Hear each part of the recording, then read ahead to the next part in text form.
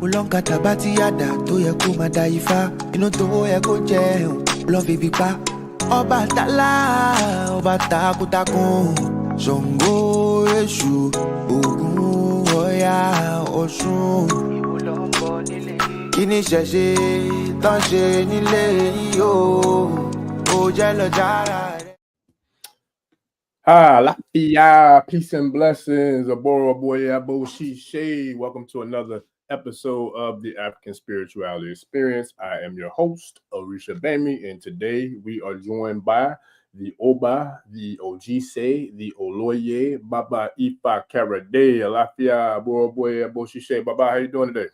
I told you what it was soon. I am fine. Mowadada. Everything is looking good. It's great. Alafia to you. Peace and blessings, my brother. Okay. And to all of the tribe, all of our people out there, Ashe tribe, Karade Nation, and everybody who's just with us. Right. DJ is like, let's go. I mean, people, they expecting, stuff to get for real. Yeah. Okay. Look, the tribe came in early and heavy already, boy. We're coming in hot, man. Shout out to DJ Quico, my boy John. Shout out to Nkosi. Alafia Ni, Aboro boy, Ebo Sacrifices, Agbo Ato. What's going on, family? Appreciate y'all joining us on this good Friday night, man. We got the Friday night lights ready to get this thing cracking. I appreciate you, Baba. And shout out to our guest that we had on the other day, Baba Yasir Rahotep came in and did his thing with the meditation call the other day. And we got some more new tribe members. I just saw today. I didn't realize we got another some more members that signed up. I think in the YouTube community, as well as a few more new members to the Patreon community. So shout out to you, family, all the supporters who are joining the communities. We definitely appreciate all of y'all. We appreciate the love and support. And we're gonna keep making it do what it do. And then shout out to everybody who was on the call, the private community call. I think that was Wednesday or Thursday. But shout out to everybody who came through for that. We had a really good discussion. I'll be sharing that within the private communities. Probably tomorrow I should be able to get that up. No later than Sunday, family. Because I've been working on a lot of stuff, multiple different tasks, but we're gonna keep making it do what it do. And we definitely appreciate every single one of you. So with that, bye-bye. What's good? Yes. I love this topic, man. This is you went into your bag with this one. So I'm looking forward to seeing how deep you're gonna go in the bag tonight. Well, deepness is a relative statement, my brother. Yes, sir. I'll be trying to keep it light. You understand? Like I don't want to overdo it. I'm not trying to even push the envelope, much less open it. But it just seems to happen. People have a way of interpreting my interpretations. And I feel as though that's powerful. That is indeed, what I need to happen. To people listen and think about and have their perspective on it and be, willing and able to say, let me join the voice. Okay. Let me join the harmony of sound. Let me be a part of the forest. Let me be a part of creation. As opposed to, and I'll put that word opposed in quotes because there's different levels of it, just be quiet, just listen, do what I say do, follow the bouncing ball, even if it's over a cliff. Okay. And just kind of, be okay with what you're being told. And as I prepare even to go back into the college, after, the winter break, which will be like Monday. But the whole thing is that I more deeply ponder a quote that I'm taking from The Water Dancer by Ta-Nehisi Coates. And that is, we are given the opportunity to read. We are taught to read, but we are not taught to reason.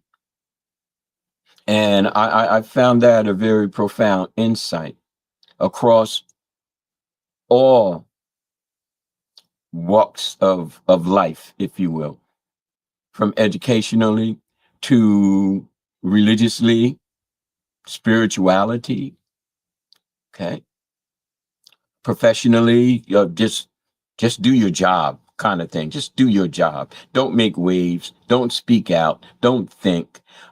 It's all back to the term I used on the last episode, the cookie cutter mentality. You know, the factory mode. I don't know, creating followers and not leaders, because see, leaders think, and in in a very small but large way, you know. Um, that's what we need, you know. In Ifa and Isheshe, we need people who don't mind thinking, and whatever conclusion that they come up with, if they're okay with that, and the people who revolve around them and who they revolve around are at peace with that, then I truly wonder who's to say that what you're doing is wrong and you're not following, you know, the bouncing ball. You're breaking out of the mold. You're not part of the cookie cutter, you know, factory made babalaos, you know, Ianifas and Babas and Orishas and Abarishas, you know, you know, you're just not one of us. And I just said, well, who are you? You know what I mean?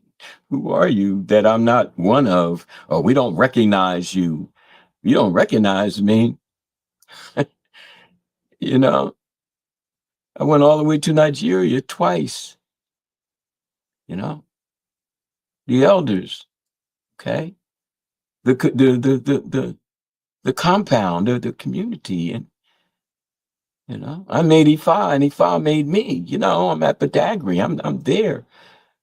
You know, at the slave port. I'm possessed by it all, and then come back, and then somebody says we don't recognize you.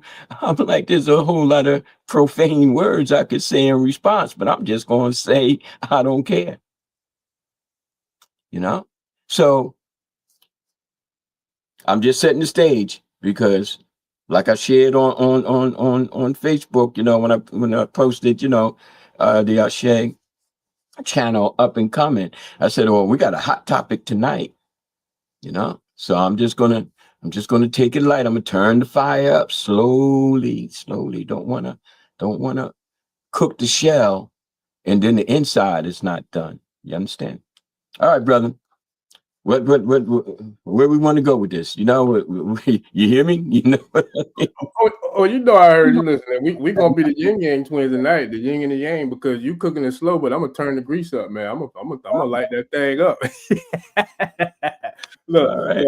I'm coming in hot because Come look, on now.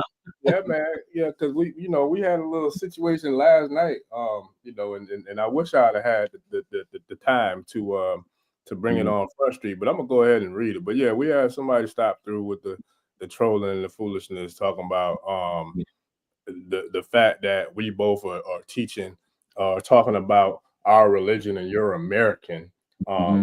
You know, and I was laughing for real because I'm like, are you serious? So I'm assuming that this is somebody who I guess lives on the continent, and I guess that they look at us as if we're beneath them because they live on the continent. But my thing is this: it's like I responded back to him, and initially I started to go in and get, go down to the low frequency, but I was like, nah, I ain't gonna do that. But I am gonna respond because it's like, first and foremost, humanity began in Africa. Am I correct with that, Baba? You are absolutely correct, sir. Okay. Absolutely. Okay. And I do know a little bit about this. I'm not gonna say I know as much as you, but I know a little bit because I am a nerd and I am a self-proclaimed nerd and I'm proud of it. And I'm a researcher, I'm a reader. So I do know that the oldest human remains that historically have been found to date were found on the continent of Africa. Is that correct, Baba? That is absolutely correct. We call her Dinknesh. Okay. Okay. They call her Lucy, but we ain't got nothing to do with them. Right. That's our mother, you know. Okay. But it was a melanated, brown-skinned black female remains that were found, right? Oh yes. Okay. So I just wanted to make sure for that, because the response that I gave the person, whoever it was, that humanity began in Africa, and it began with African people in Africa, and therefore, no matter who you are or where you live, you are of African descent. You can be European. You were at some point in time of black melanated descent. So we're not going to go through the whole, you know what I mean, the whole metamorphosis and the caterpillar and the butterfly theories and all that about how everything came to be. But what I do know is you're not going to come for me as if I'm not of African descent, based upon you being somebody who has, I guess, this so-called superiority complex about yourself. Because at the end of the day, nobody's better than anybody else. I'm not better than you, whoever that person is, and you're not better than me. So with that, I just feel like that was something I wanted to address, because I feel like that same energy, that same mentality, that same low vibrational frequency is the reason why a lot of us can't get together and go a lot further together than we do, because we have people who have that limited belief that they're better, or they're, whatever the case may be. I feel like that's something that we definitely got to get, a strong hold on, but surely, but, I feel like slowly but surely we already are doing that. So I'm excited about today's show, Baba, because that topic is a powerful one. And we're not going to let the trolls come in here and have no shine, but we will, shine a light on them if they do want to come in with that kind of foolishness, because at the end of the day, this is about us doing the work for the universal prior creator, the great God in heaven, Odamari, who sent us here to do this work. So therefore, we're going to do that work by any means necessary.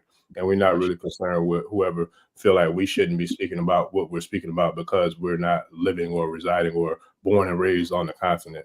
My soul was born and raised in the universe and the cosmos, so therefore it can go anywhere it damn well pleases to talk about whatever it damn well pleases to uplift and empower our people. So that's what we're dealing with tonight. So yeah, I'm coming in hot, Baba, but I'm ready to get this thing cracking. So shout out to Bro Kasu, shout out to Mr. Rodriguez, shout out to Wale. What's good, family? We appreciate y'all joining us. All right. Well, we gonna play hot, cool, man. Because that's how we moving tonight, man. And I'm all for it, brother, because we're here to help people to understand, Yes. and like you just so wisely put, at no time and at any time will this podcast stand upon itself and look down on others. Right. Even the way you dealt with the brother, it wasn't very condescending. You were just hitting him with straight facts. It's like, where you coming from with this, man? You're delusional, and tying it, over to what I just spoke about in terms of people not recognizing. Well, and I gotta be specific, recognizing me because I didn't go through the syncretism, because I didn't, abide by the set rules of what is and what is not recognized. It's like, how dare I, go to the continent? How dare I go to the motherland? How dare I sit with the elders? How dare I get my initiations other than the script, okay, that's set, via Santeria, via Lucami. And I'm like, look, I don't have anything against what you're doing. I'm not standing here talking about I don't recognize you. I'm coming with my hand, if in peace, let's work and learn together. We all have a common obstacle that we're trying to either break through or climb over, racism, sexism, you know what I mean? A downplay on the African, be it Africana, wherever in the diaspora. We do have a common, battleground, if you will. But for you to say that you don't recognize me, I consider that problematic, not because my heart is broken, because at the beginning and end of every day, I didn't do it for you to be recognized. I did it to be recognized by Orumila. I did it to be recognized by Obatala. I did it to be recognized by all of the Irun Mole, the beings of light. I did it to be recognized by the ancestral energy that is propelling me. So for you to stand there talking about you're American and you know you're not African, and you know, and you didn't do it our way, so we don't recognize you. It's like, my brothers, you know, go on and do what you're doing. Nobody's bothering you. Okay, I'm not coming back, you know, with my Eewo carry my fly wish talking about, oh well, you're not doing it right. You know, because see, all of that is, and you'll hear me say this phrase more so, and especially tonight, however, you know, is a phrase that came to me when uh, writing the dialogue between Emina and Baluku in A Place of Nice, and this, you know, ethereal being says it's endlessly catastrophic. Endlessly catastrophic. This debate on what's right, what's to do, this is not the absolute correct way, and we don't recognize you because you didn't go through this channel, as if there's only one channel to go through. You don't, you know, you don't meet our standards. And I'm like, oh, who are you? You're not my ancestors. You're not Orisha. You're not Orumila. You know, you're just a representation of who you are, you know, or dare I say, who you feel yourself to be. You know? So be okay in that, but don't be spewing your delusional toxicity on the earnest people within the Ifa Isheshe tradition, because they're not following, again, you're a bouncing ball, even if it leads them over a cliff, and you're just happy that they're doing it your way, whether it's beneficial to them ultimately or not. Okay, so that's in my response, you know. Yeah, nah. Shout out to Nkosi. He said, "Here it is. We have an Oba here, and people don't want to show respect. It's crazy, you know. But you know, that's the mindset. And like I said, we're not gonna give it too much energy, because we don't deal with the low vibrational frequencies here. But we do address it from time to time, because sometimes we do need to address the trolls. But yeah, with that, Baba, the topic though, man, that this is a deep one, and we can go so many different places with this, but I really want to go with just getting straight to it, man. Ebo, Eewo, sacrifices and taboos. Like there's a Yeah, lot to unpack with those four words, man. A lot. So I mean, yeah, and two of them are, you know, synonymous for each other, I would assume, yeah, right? yeah. Hmm, Right. hmm. So now, Ebo, we want to start with Yeah, that one first. We want to start with taboo. Which one we go with first? yeah. No, we'll go with Ebos first. Okay. But before I do, I just want to close the chapter on, you know, what I was just stating. Mm-hmm. Now, all my people out there, and Koshi, everybody, you know, this was when I first got initiated, 91, and then back for a confirmation in 92. And then coming back and attempting to be a part of the African American movement of the ATRs, African traditional religions. You know, not only did I, you know, study it while in college, you know, got my degree in Africana studies, but I had been to Kenya, you know, back in 77. And then, you know, so I had the African experience, and I was developing that mindset of, okay, who we are beyond the shackles and chains of the conditioned mindset, that conditioned mindset that we spoke about on the last episode. And coming back with that and working on OG Say the book and getting published with the Handbook of Yoruba Religious Concepts, it was like there's something that we have to offer via these experiences and via this lineage. And yes, it seemingly contradicts the individuals who have this mindset. But if they just let that go and see the core of it, like Baba Orisa Gbemi was stating, that, you know, we all come from the root of the African. And see, that's not a put down. You know what I mean? That's not a we have to be something else in order to regulate us to being, you know, perceived as the bush people, the native people, people without a history, people without an empire, people without a civilization, people without a nation. There are still people today who find it difficult to believe that there are cities in Africa. This is how strong it is, you know. And would dare to say that there was a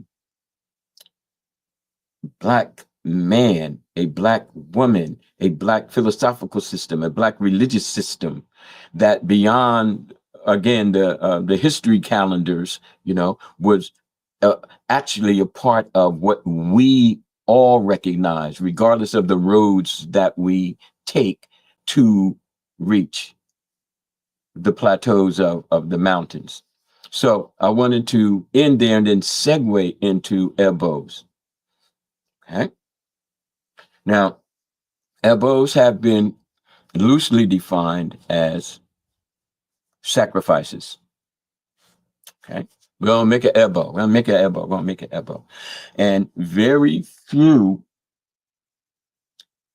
of the Ilays teach. And how do I know? Because I've been through a number of Ilays before, you know, deciding to leave this country. And even when I was in Nigeria, I wasn't getting much information unless I specifically asked for it. I wouldn't have even come back with that opale if I didn't go, as they said, oh, he's going Jersey on them. I was going New Jersey. It was like, oh, I'm all the way over here and we don't have this. And I'm not getting this type of information. I need for somebody to talk to me, you know, because I didn't come here to just do it. You know, I came here to understand it so that I can then therefore formulate it and forge it into that shield and weapon that I'm going to need to elevate my people specifically and humanity subsequently or as a result of. Okay. So when we got down to Ebos, I asked questions, okay, because I saw within the compound that there were there were numerous types of Ebos. Okay. I saw Ebos being made to Ogun. They stretch the dog out, head gone. Okay. I saw the rams, the goats. Okay. And I'm saying, okay, I got to learn not just how to do this, but how to think about doing it and how to get the people who it's being done for to think about doing it. Because other than that, we're just doing it. And, oh, well, the Orisha going to come take care of us. And yeah, okay. But if you're doing those Ebos, if you're making sacrifices thoughtlessly, mindlessly, and as great as your devotion may be, if it's not bringing about a transformation, a transcendence within you,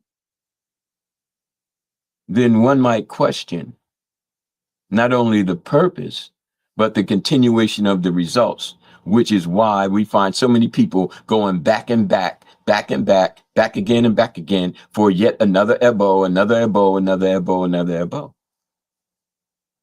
You know, there's something said about doing the same thing in the same way and expecting different results. Okay.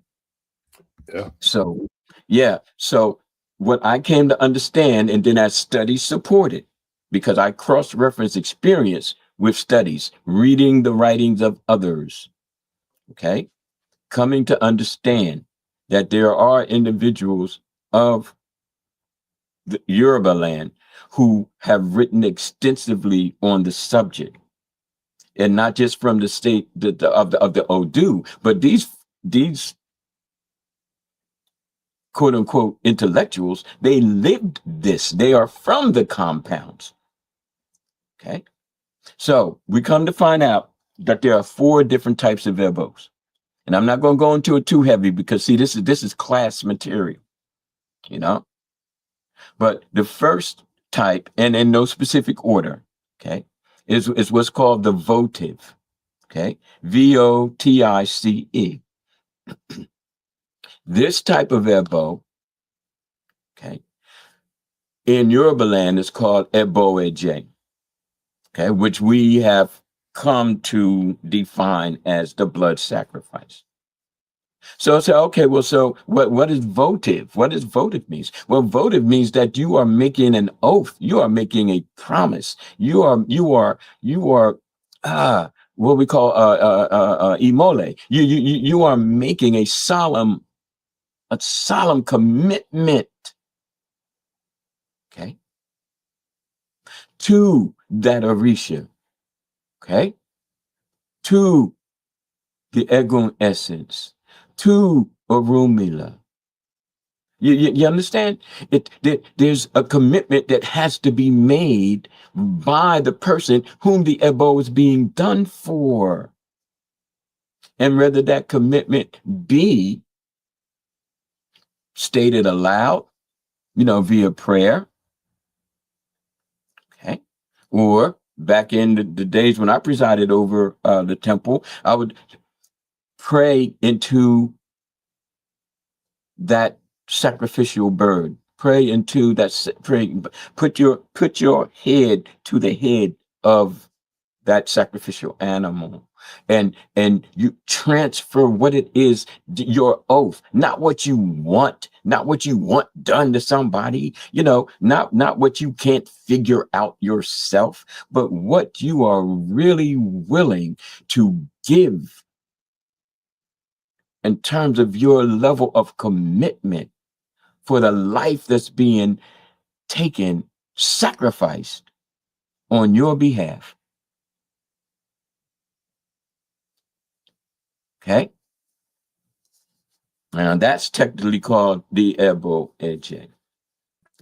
It's what are you going to do to fulfill this vow?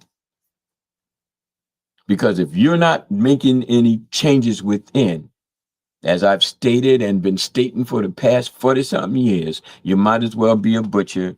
You might as well just go to the butcher shop, get a piece of meat, and do what you got to do with it. I know it sounds kind of crass, but I mean, really, how many Ebos do you need per year?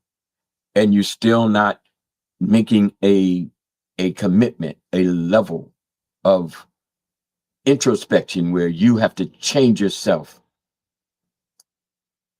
because a life is being given and blood is being shed for you.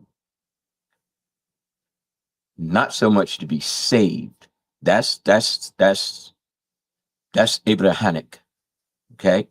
That's what we've been raised to do. With I say Orisha Gbemi, Orisha Bami, it's Orisha support me.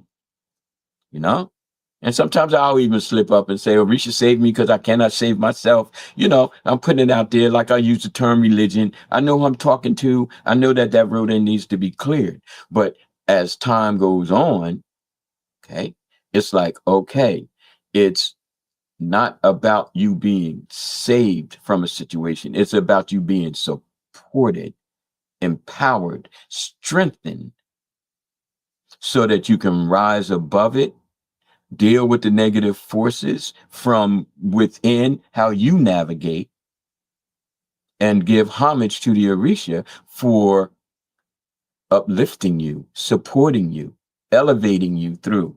Okay? A lot of stories I could tell. I'm an old man. Okay? Don't let this outer appearance fool you now. I'm older than dirt. Okay? But we're gonna keep moving on. So that's the votive.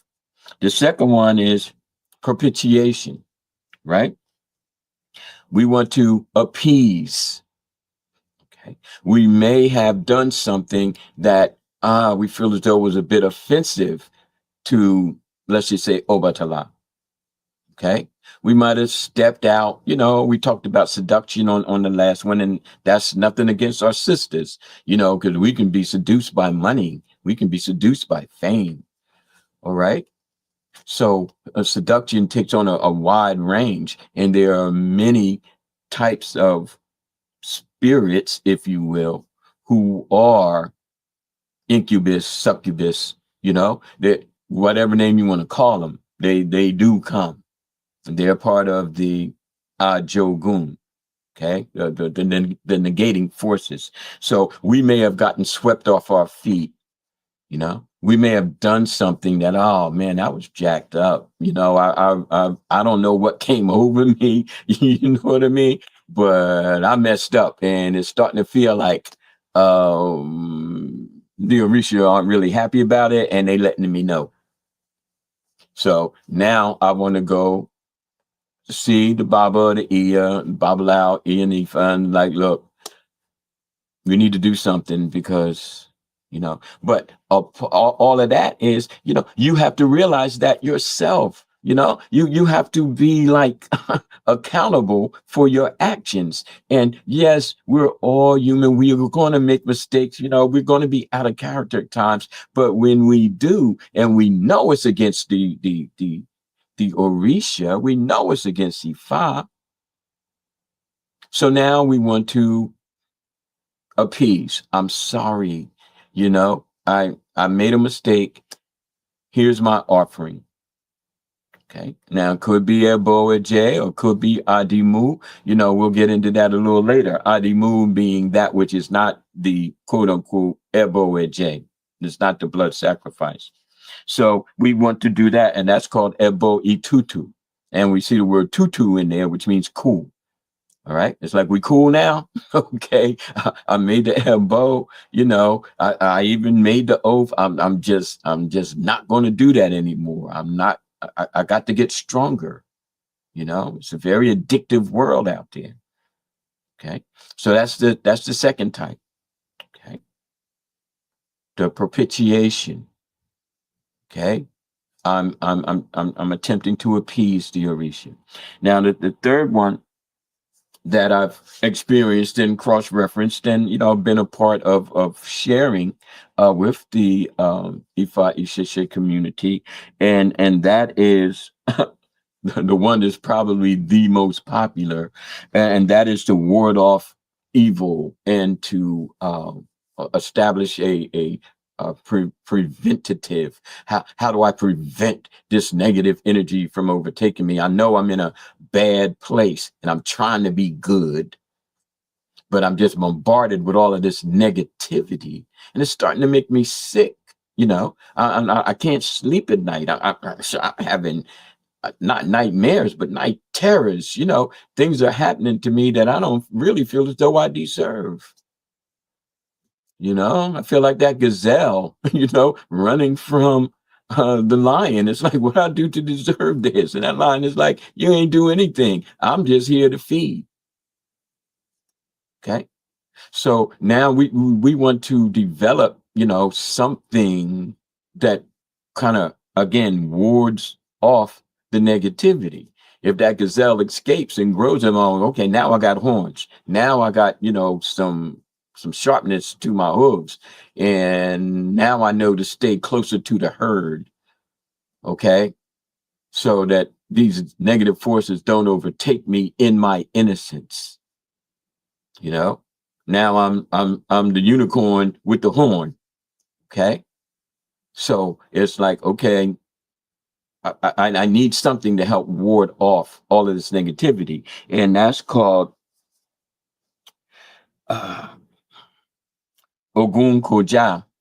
Okay. So we want to ward off the negative, and we want to give to the essence of whatever particular Orisha is being invoked to help us through. These don't generally come in terms of like sacrificial animals. These are more like meals and drinks and all of that kind of thing. One would think it would be the opposite, but probably because we just want to take it step by step. Okay, so that's that. And then the last one is the substitutiary. That's when we substitute the sacrificial animal for the life of the individual.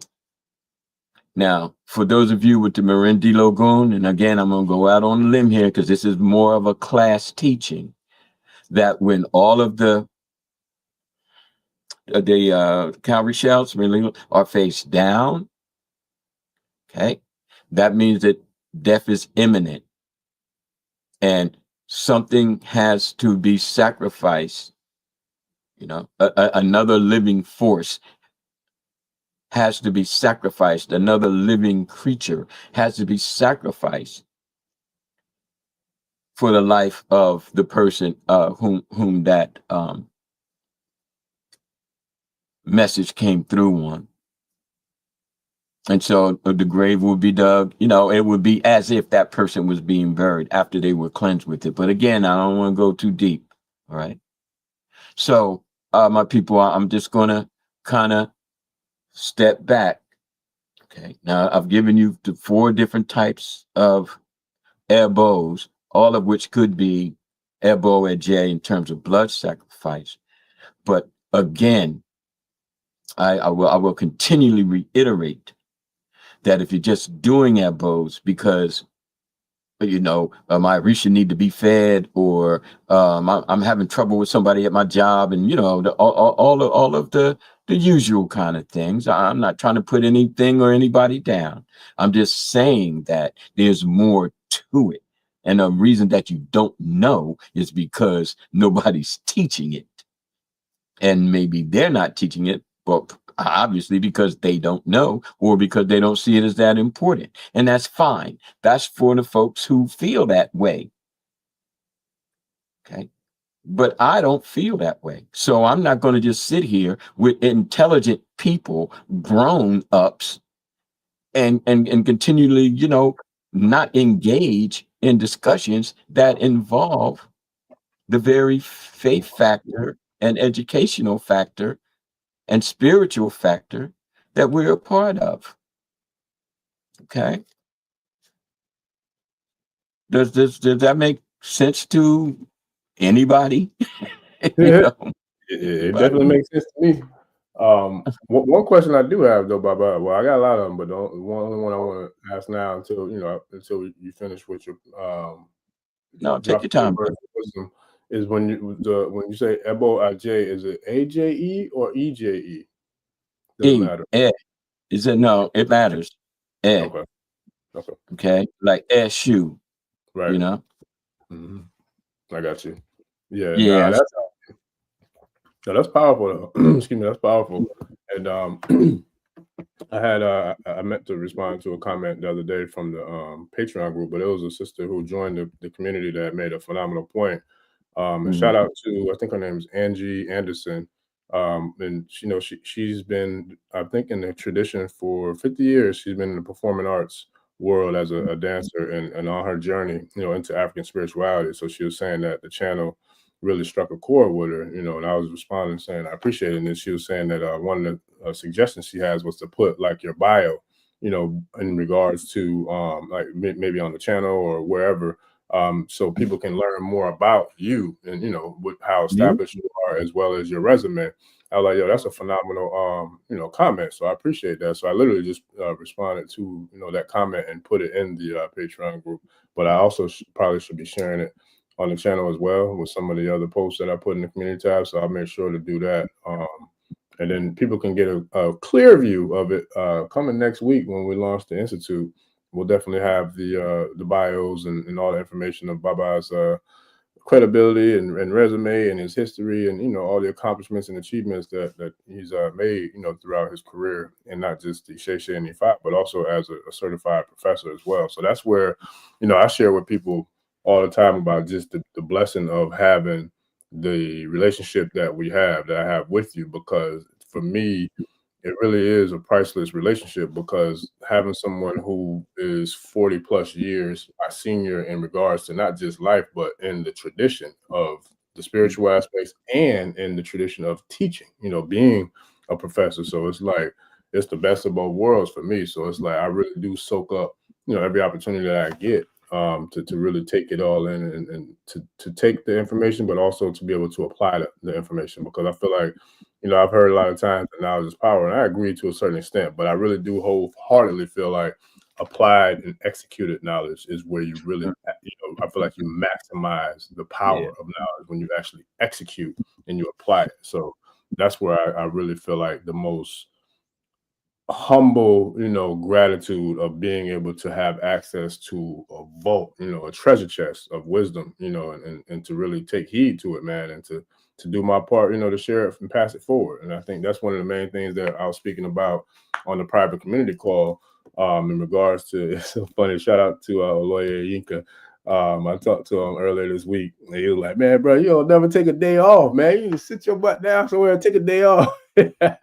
But it was a funny conversation. But and it's real. I do, and I am. But I was telling the tribe the other night, I was like, but one of the things I learned in some of the business groups that I'm in is that, success is an obligation. We don't have the luxury of just saying we're going to do something this day and do it the next day, because we might not have the next day. But if we give it everything we got, on the opportunities that we have, in every day and every way, we're getting better and better. Then at that point, success is an obligation. You know what I mean? Because we owe it to everybody who paved the way for us to be here today.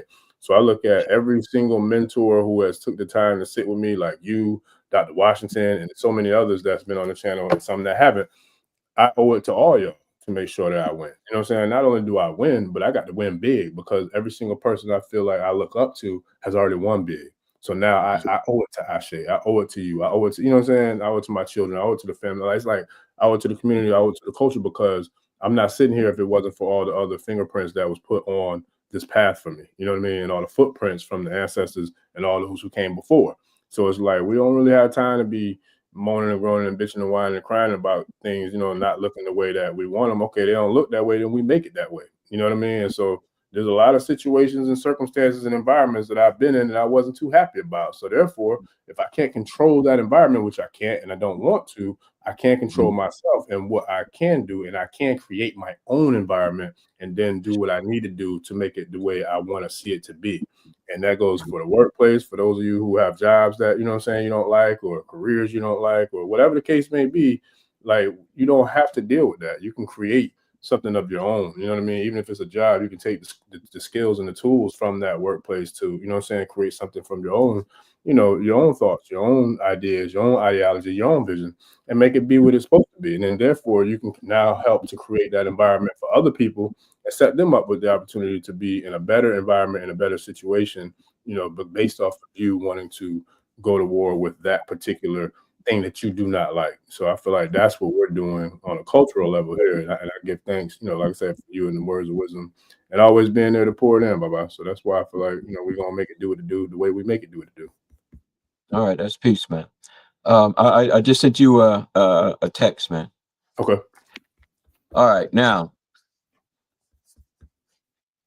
when it comes down to the Ebos, okay, for the podcast of the day, we're going to separate it into two parts. The Ebo J, which again was noticed as the animal sacrifices, and the Adimu, which is an offering without the blood. Okay. Now there are a lot of people who are in a tizzy, clockwise. Clockwise tizzies are, to me, very confusing. The earth spins counterclockwise. So we may be in a tizzy counterclockwise because we're just all excited and just ready, But then there's people who are just spinning around. Oh, well, without blood sacrifices, you're not really doing Ifa. Without blood sacrifices, it's not really Orisha. And I've heard people say, through their writings, through their energy, that But if you don't want to do blood sacrifices, then you should find another religion. And I'm like, yo, man, y'all need to slow down. You need to slow down. And I'm going to tell you why you need to slow down. Okay? One, we are not in rural Africa 1,500 years ago. Okay? And that's not a put down. That's just a reality. And I could give you a multitude of stories that support this conclusion that I've reached, not only as a teacher, but as a social worker and as a friend to many of my initiates. In this one instance, long story short, okay, one of the brothers of the temple was going through a divorce, okay? And when they were in the courtroom, okay, the soon-to-be ex-wife made statements about him coming to the temple with the children, his children, and that blood sacrifices were being done. And she felt as though this was reason why she should have full custody, you know. So, in other words, she went in. And the judge asked the children, two girls, okay, have you ever witnessed, have you ever seen an animal being killed?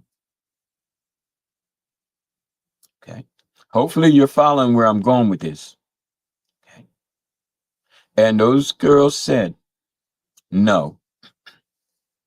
And they were not lying, because in my temple, I said, you keep the children away from these Ebo Ejes. You keep them in another room with a mama or a mama figure. And when we come out, we clean and we fresh. Right. Okay, Brother Consul. So you see where I'm going with this. We have to apply, and I'll quote Brother Consul, we have to apply common sense. Because if, for example, even one of those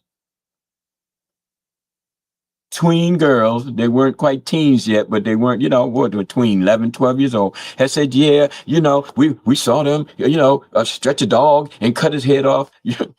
Police would be at the temple door. And even if I couldn't explain it away, or rewind, even if I could explain it away, my friend, a brother whom I had known for years, he came into Ifa Isheshe because of me. We lost custody of his children. You see? So, no, doing the elbows wasn't the question, but how to do it, when and where to do it, who is permitted to witness it, what needs to be done in terms of the four statements that I just made to you. I would dig a hole in the ground. You make your promise to Aye. You make your oath to the earth. And when this blood is poured into the ground and you cover it up, you're like sealing the pact. You understand? And no, then no kids allowed. None. Zero. That's one story. And I'll just leave that. Okay. Because, for all everybody who's, Ifa's about blood sacrifice, and nobody should have a problem with it, and this is the way of our ancestors, and blah blah blah. I'm like, please stop yourself. Okay, because you don't know. And where are your cross references? Where's your experience? Whom have you spoken with about this? You just tripping because you think, and I dare say, you're going to make more money because you think like the brother, oh, y'all Americans, y'all not Africans, because you think you got something going on. What's this, the percentage of Christians and Muslims in Nigeria right now? Oh, it far outweighs Ifa and Isheshe people. So just because you from there, that doesn't mean anything. Just because you are fluent in the language, that doesn't mean anything. You could still be delusional, have no sense, have no placement of who you are, where you are, and what you're doing, and the rippling effects of that. So if you want to go all the way into what was done, let's talk about this term. Jehovah. Jehovah. Okay? In order for you to be an Oba, you need to eat the heart of an Oba. Literally. So, okay. Oh, you're slowing down a little bit. Okay. So you were made an Oba. Did you eat the heart of an Oba who had passed, or someone who's being, taken for you to have this ashe? And it's right there. It's in all the all the ritual statements. Back to the, eat the heart of a warrior kind of thing. You kill your adversary, you're supposed to eat the heart because that's where the courage and the strength came from. So if you want to argue that, you got to always do blood sacrifices regardless of any consideration, okay, then when you become Oba, or if you have made Oba and you didn't eat the heart of someone royalty, then we don't recognize you. Some madness. Okay. Orisha, baby, could you take that? Yeah, look, when you said that, you made me think about my boy Kendrick Lamar's song again. They not like us, because they not like us.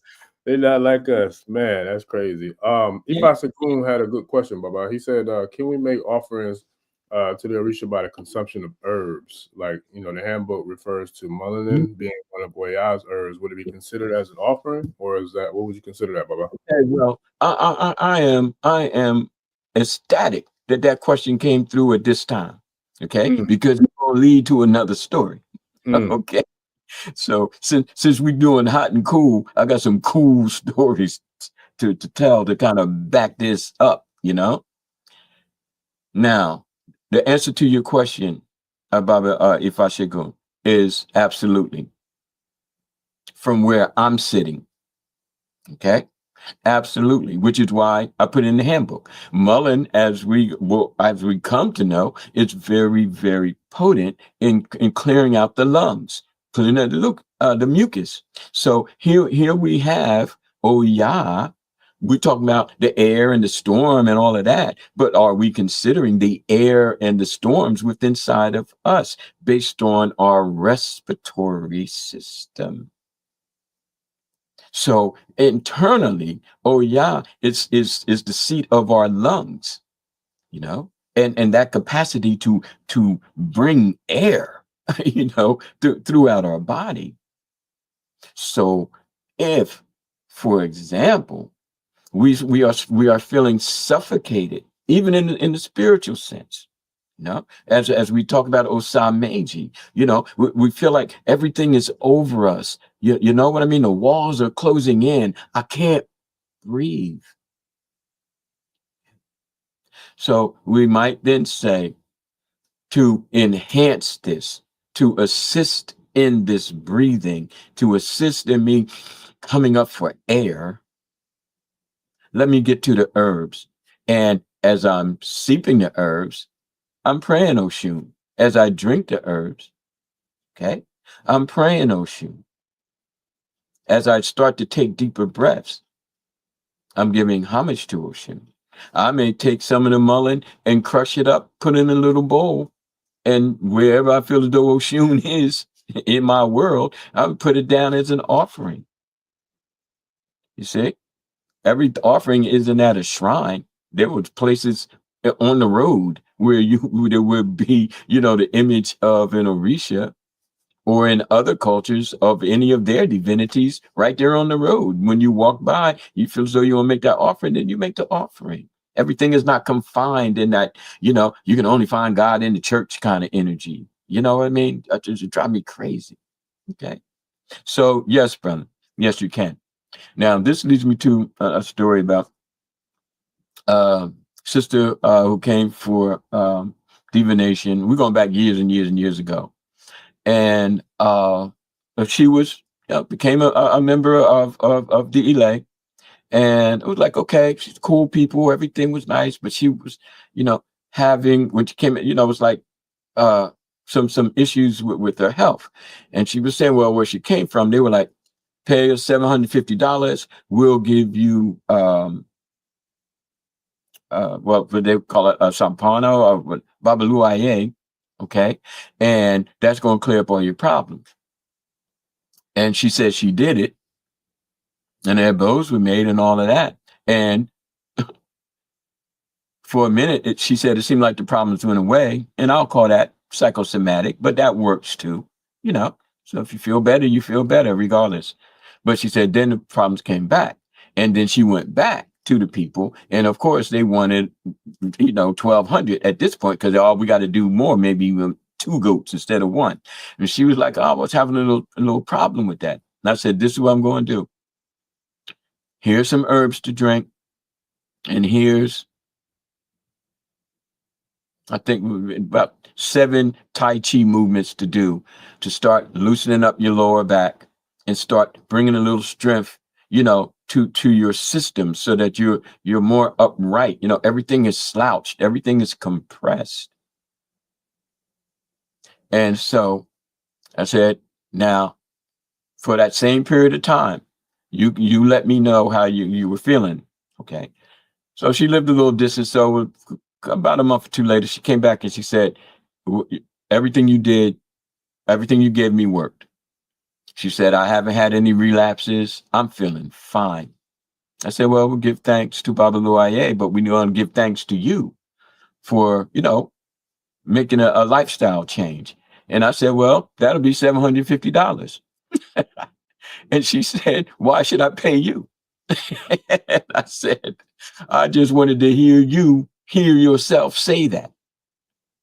You understand where I'm going with this? So, Baba Ifa Karade, it's like that out there, So, people will have you coming back. Oh, you need another Ebo, you need another Ebo. And if the fix is temporary, then it's like, okay, fine. But then when it breaks down again, like anything else, you got to take it back to the shop. And then you could still get charged more.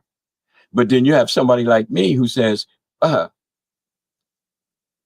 drink some mullein for Oya. You don't need a 4-legged. You don't even need a rooster. What you need to do is lay off them dairy products. What you need to do is get some mullein and alfalfa in your body. What you need to do is some breathing exercises. That's what you need to do, because see, that's going to change you. That Ebo is not going to change you. So she opted not to pay, and I didn't really expect it, but it was just kind of a wake-up call, in terms of what I was checking in people, as I'm learning and growing. And that is, people, they something else. You know what I mean? So it was like, all right, sis, we're good. And then I never saw her again. Okay. But that's okay, because whatever she saw in herself, that's something that she needs to work out. I helped you to heal yourself. Okay. So just give thanks to Baba Luaye, and do this and do that, make your offerings, but you don't need all them blood sacrifices. You just need to take better care of yourself. Yeah, so we don't need to eat the heart of a king or an Oba in order to be an Oba. anymore. But if you wanted to be one of the old guard and talk about, it's all about, the sacrifices and the types of offerings. But again, you wasn't living even 500 years and you weren't a part of an empire. This whole cookie cutter thing, you need to stop, because not everybody was doing it. There were people, let's get to this, who were doing human sacrifices. And that was in the Odu. Human sacrifices, not just in Nigeria, but around the world. Okay. So our ancestors, okay, or a percentage of our ancestors, because I'm not going to fall into the cookie cutter and be thrown into the oven either, were doing human sacrifices as well as animal sacrifices. As a matter of fact, when I was in Kenya, because we were out in the bush, and I was told specifically, don't wander around out here, because they said there are people out here who will take you. They will take you. This was 1977. They will take you. And I'm like, okay, well, I'm thinking, traffic and all that. Ain't nobody want this old beat up. No, they said, no, they will take you. And they will sacrifice you. And I knew that there was, because you could hear the drums and out in the bush, like you got the hood and then you got the hood. Okay. And I'm like, yo, okay, let me stay close to the fire. Now people sacrificed their enemies. The Romans did it. The Greeks did it. The Aztecs did it. The Catholics did it under the Inquisition. They're sacrificing people in the name of their God. It's just, again, endlessly catastrophic. But the human sacrifices were once a part of the Odu. The human sacrifices were once a part of the culture. So if you're so adamant about holding on to animal sacrifices and someone else is very adamant about holding on to human sacrifices,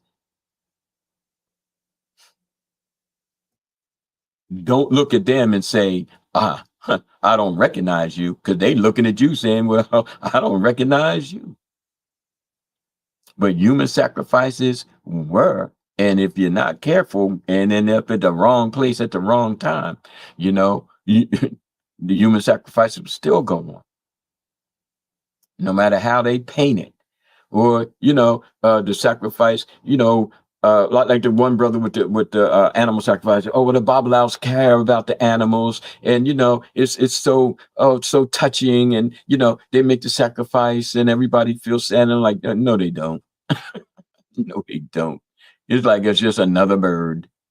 Okay, it's just another goat, and that'll be $1,300. Okay, so now, if we go to the human sacrifice and we dress them up, and the human is the highest element of sacrifice, to the divinities, and everybody's cool with that, and it's like, yeah, okay, try that ish now. Okay, try it and see where you end up. Okay, it's just not appropriate. It's not the time. It's not, we don't sacrifice our enemies to the gods, cut their heads off, or cut the Aztecian style, cut their hearts out and offer it up to the gods and all that kind of stuff. But it's part of their culture. And if it's part of Ifa, then let's do that.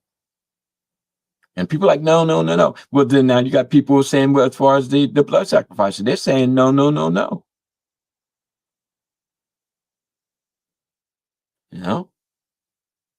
So we got to eat the heart, and we have the human sacrifices. Okay. And if we want to keep doing things the old way, then every woman out there who's involved in Ifa and Isheshe, just be ready to be a co-wife in Orogun, because the culture permits it.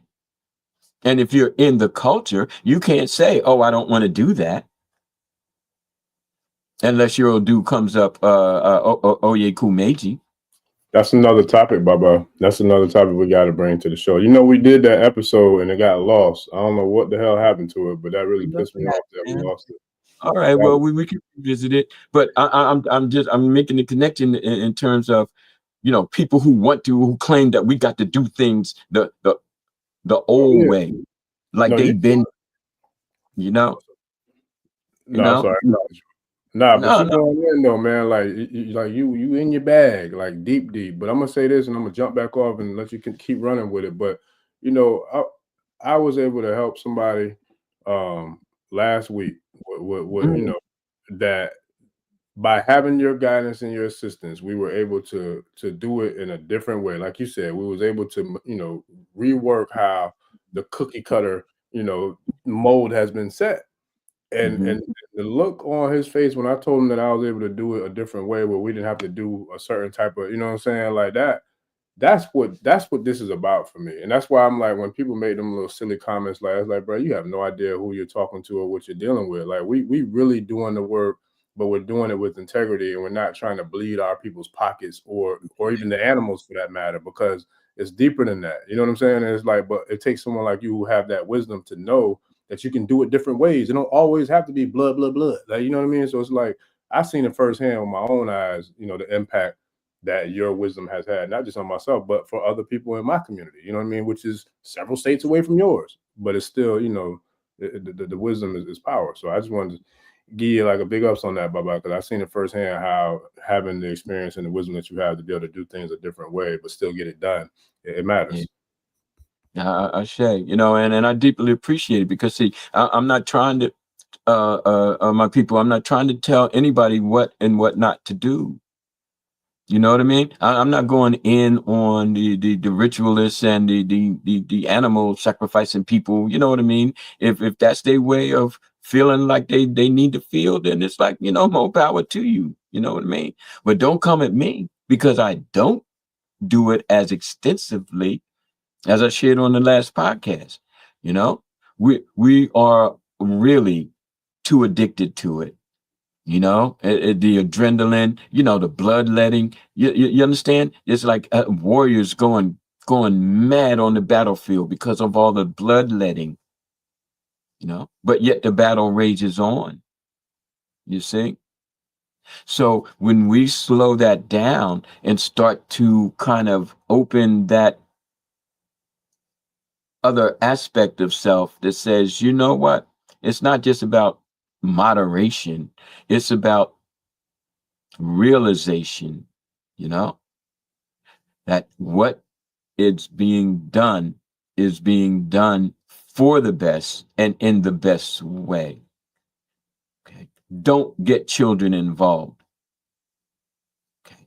It could lead to some very, very hard repercussions. Okay. It's the same way. Don't get little girls, don't get kids involved with being co-wives. You understand what I'm saying? It's like, well, oh, but that's what they did back in the day. Well, it's not back in the day. It's right. It's today. And it was going to be tomorrow. Okay. So learn how to grow. And who's to say, again, everyone in Nigeria, on the whole continent of Africa, was doing it the way that you are interpreting someone's interpretation, even from the oral traditions. We ought to understand that these are, you know, individuals who are interpreting a system that was in place long before they were born. Okay. And I shared that on one of the podcasts, where the Odu come from a system that's older than the Odu Ifa. Rumula didn't come around to around, you know, 5 to 1000, you know, BCE, you know, before Christian era. But we've been, you know, there in that area for 12,000 years, easy, 12,000 years. And we weren't just, you know, running around in the savannah, you know, we were building cities and towns, you know. But see, we don't see ourselves in that light. So we don't see ourselves, you know, period. So, yeah, we have to take care, you know, that we bring in the Ebos during initiations and ceremonies only to be handled by those who have time, knowledge, and the energy to do it. Having people go through Ebos at every stage. Oh, well, you get your Eleke, so now you get 2 chickens. So now you're getting your warriors. Da, da, da, da. You know, sometimes just wash them in the herbs, you know, and then just present them with the understanding of a learning process, not a bloodletting process. Mm. Oh, sure. That's probably, and again, like I stated last time, Baba Orisa Gbemi, that you know, when people take new knowledge, they can balance it. However, it could be, oh, I'm gonna take 10% of that, 90% of that, 40% of that, 60% of that, but at least I'm not going 100% full steam into, you know, the Orisha blood. Yeah. Nah, you know, and Kosi was on a call, I think whatever day that was, Thursday. I get my days mixed up. But anyway, I think Kosi was on the call, but I spoke about that. And I spoke about how much I appreciate that, because I can take everything that I've learned from studying in the books, whether it's your book or your books or other books, and then also what I've learned, you know, from the elders who, you know, kind of molded me upon my path. But the beautiful thing about it is you've always, from day one, you always taught me without the training wheels on.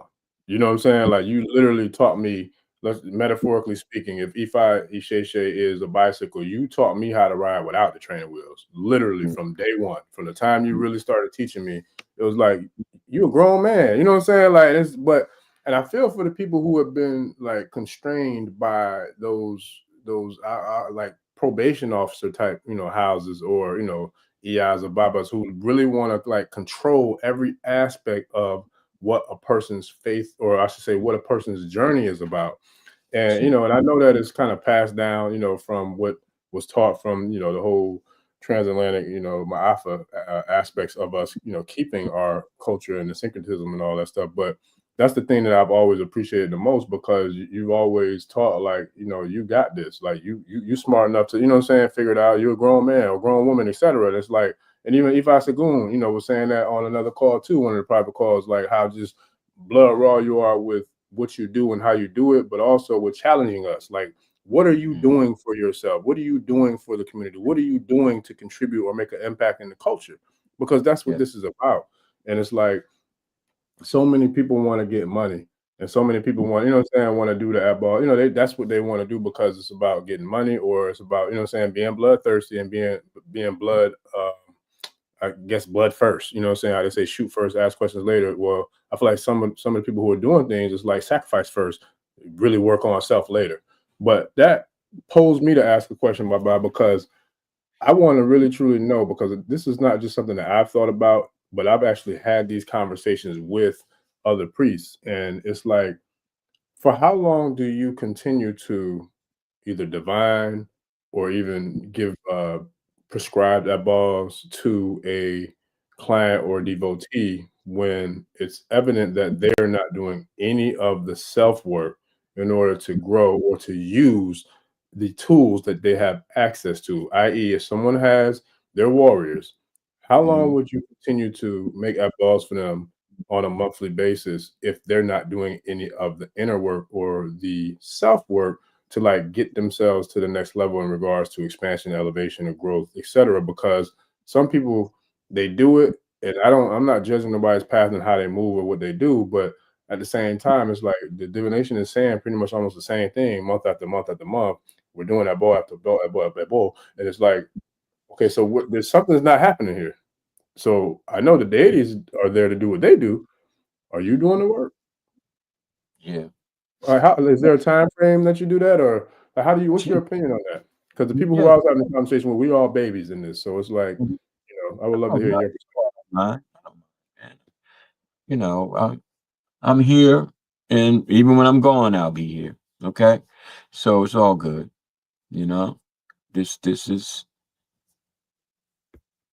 a grace, you know, to be here, and I do give thanks. So never, no one ever has to feel apologetic, you know, because my time is time, you know, and my experiences and what I've gained over the years is for us. It's for us, you know, not to be ruling over, but to be a part of. So, in answer to your question, okay, you do it until it becomes ridiculous. You understand what I'm saying? Until it becomes like, well, A, you know, we're taking lives for no reason, you know. B is that I have to watch out because see, I can fall into, I'm just going to take your money, you know. You can just keep coming back with the same stuff because you're not making the change and got this sky god kind of mentality that something's going to save you as opposed to supporting you. Okay. I, as the priest, can be like, oh, yeah, this is going to work out real nice. And plus, I just, you know, saw this new car that I wanted. Okay, I'm going to have this individual coming back until the car note is paid. You understand? So, you know, the danger is on both sides, my brother. The danger is on both sides. And you might not be able to do anything about the individual that is not changing, but you can have everything to do with what's happening with you. And once, like I said, until it becomes ridiculous, until it becomes just really, is this how we're going to do this? My essence, my Ifa-ness, my son of Orumila-ness, my Orisha-ness is not going to tolerate it. Is not going to tolerate it. And if you don't start making changes, then I'm going to stop being a part of this endlessly catastrophic circle because you're destroying both of us. Ashe?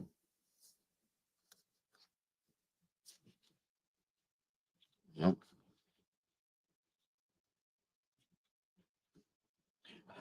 I guess the quiet in the room is the quiet in the room. No, Okay. my bad. I'm multitasking. No. Okay. Yeah. But you got me though. You heard what I said though, right? We good?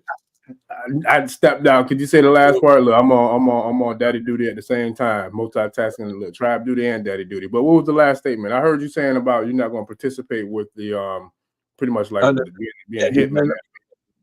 I got you. All right. Well, first of all, peace to the family, brother. You know what I mean? Because you know I'm about that, you know? All right. So here we go, right? Mm-hmm. Mm-hmm. The point is when it becomes ridiculous to you as the priest, right? That's when it stops. Because see, you as the priest, we as the priestly can be drawn into the manipulative. Okay, to say, oh well, I don't care if you change or not. Every time you come back, it's $400-500. You know what I mean? Now it's going to be $750. Now it's going to be $1,300. Oh baby, please keep coming back because that new car over there. You know, I'm trying to get that joker paid off, and I got these bills, and I want to do this, and I want to do that, and I'm dependent. So it's not so much that the person is not doing what they're supposed to do. What's most important, and I repeat 1,001 times, is that what happens to the priestly, because you can stop it. You can stop it. You can say, like I've had to say many a time, I'm not going down this road. I'm not going down this road.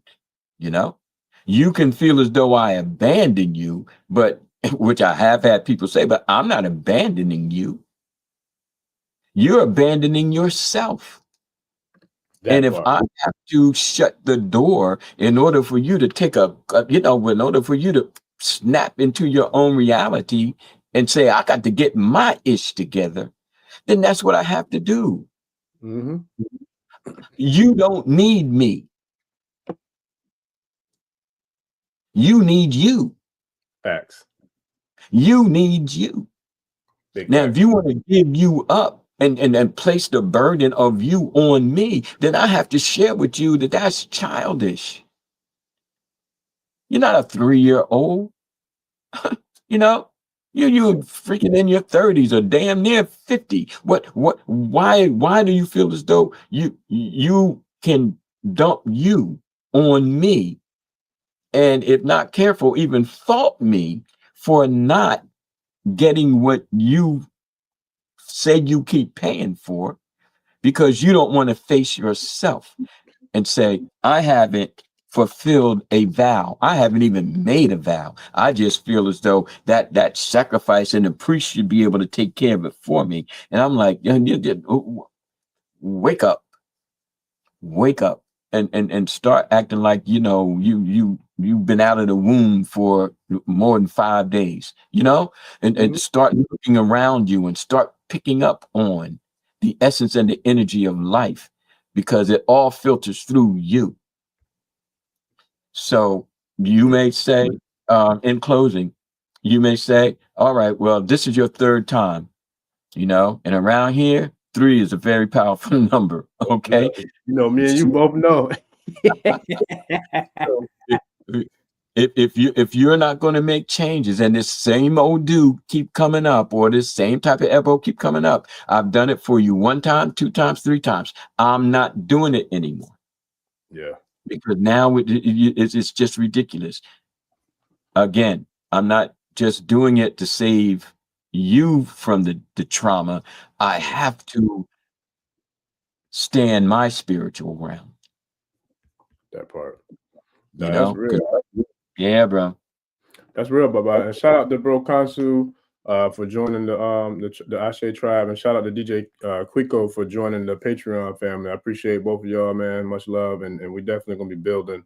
We're gonna be making it happen on a regular basis. I got a lot laid out that we already started working on last week or this week, and then last week too. But we got a lot more in store, and then Baba and I will be definitely taking off with the Institute this coming week. So we have a whole lot more in store. So I appreciate y'all, family, for supporting to the highest level, and and we're ready to take off, man. We're here now, and 9 year, and it's a lot, Baba. And I was thinking too, it's so much to everything that you just said, and I was thinking about how there's so many people who will be willing to take advantage of others, and to like you said, look at a person as that meal ticket, as that cash cow, in order to get to the bag, and this and that. But me personally, excuse me, and I know for a fact, like some of the people who are regular watchers of the channel that I've actually worked with in person in regards to doing work with, I like to challenge people, because I feel like that's something that you've always done with me, as well as something I've done with myself. And it's because I look at it like, we're not just doing this just to do this. You know what I mean? I look at, when you talk about 7 generations in the future, that means something to me. That resonates to me. Hell, I remember to the day, the very first time that you mentioned that we needed a lighthouse. I don't know if you remember that. You remember that episode? I can't remember which podcast it was, because it's my 3rd podcast. So it's either Food for Thought or Prolific Perspectives podcast, but whichever one it was, I remember us talking, and you mentioned the lighthouse, and it's like, we here now. Like, this is the lighthouse that you mentioned, and I took that as a challenge, when you said that. And but I also look at everybody who I personally work with. I'm challenging them to maximize their potential to be the best that they could be, because it goes back to what you and I both know about how I look at, students and teachers. And somebody put in the chat about, I think it might have been in Kosi. If it wasn't, my apologies, but whoever it was, I appreciate you. But somebody mentioned in the chat, like, when the student is ready, the master will appear.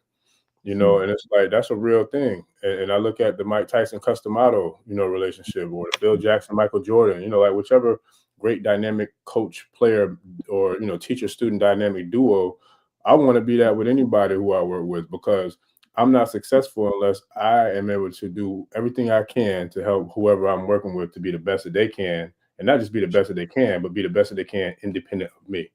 And that's why I go as hard as I do with the work that I do, because this ain't about me, and I know that. It's about us. It's about we. It's about the tribe. And I feel like that's where we have the environment that kind of just through osmosis, or organically kind of molded itself into what it became to be now, because it's always been pure intentions. And it's always been for the love of the all, instead of anybody trying to put themselves on a pedestal and standing on like standing on a mountaintop, beating their chest on this, on that.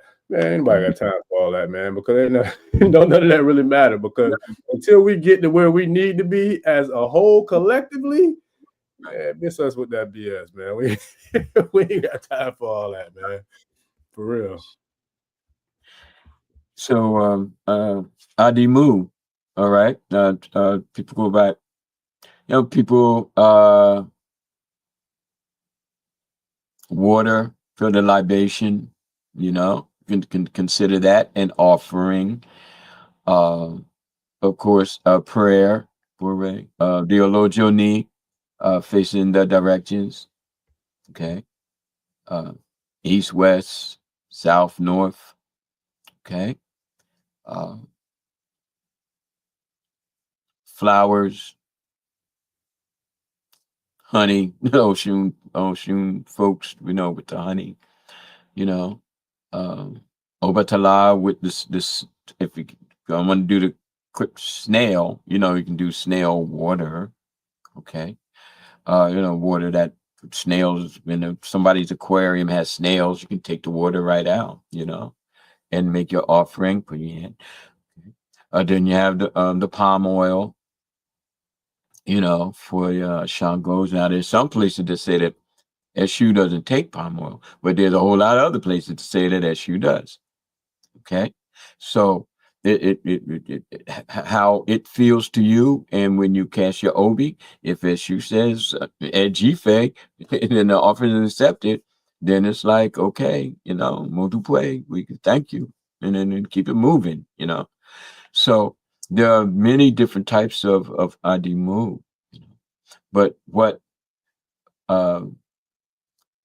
some people don't do, I won't even say many, because I haven't done the statistical kind of research, but let's just say that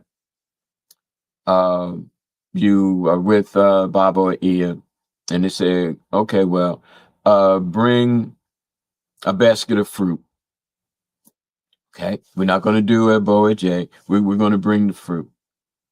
And I say, okay, well, place the fruit, down, or give me the fruit, the basket, and I'll place the basket in front of the shrine. And I'm saying, well, that's cool, but it's too cool. Okay. What I've come to learn and cross-reference is that when the Adimu is given, it must first be presented to Ori. Okay. No offering should go down before any shrine unless it has been presented to the Ori. And even with Adimu, your prayers, and then you go by, what changes you are going to make. Sitting around waiting for the Orisha, I made my offering. Well, I'm like, and that's just like, I got some money. Okay, well, how'd you get it? Oh, I robbed somebody. You know what I mean? It's like, okay, so you're telling me what your end result is. Okay, but what I'm telling you is that your process is more important than the result. Because somebody tracked you down because you robbed them, or now you in jail because so you having that money, it's not impressive. You could have cheated a whole lot of people. Yes, you could have hurt a whole lot of people. And in the same way, it's kind of quirky kind of analogy, but I'm trying to just keep it real for my people. And that is, you can keep making these offerings, but if you aren't doing it in a way that is elevating not only you, but the situation. Okay. Another short story. You know, working on a piece called Blood in the Water and Shit in the Jar. Okay. I'm telling you, man, this stuff is get him, Baba, get him. Look at Queen. We ain't seen in a while, Queen. Baba. Oh, Queen's back. Okay. Yeah, we ain't seen her in a while. We was about to put a APB out. I've been asking Kosi where Queen at? We ain't seen her, but she back. Right. But Baba, what you just I'm trying to keep it cool, brother. I'm trying to keep it cool. Look, I think we don't flip sides, man. You don't wear hot now. I'm cool. Right. But it's all good, man. So Blood in the Water. Short story. Okay, Queen. All right. So now I'm gonna come back to that, Queen, because that's a powerful statement. All right. Orisha Gbemi, could you take it down? Because sometimes it messed with my head. All right, thank you.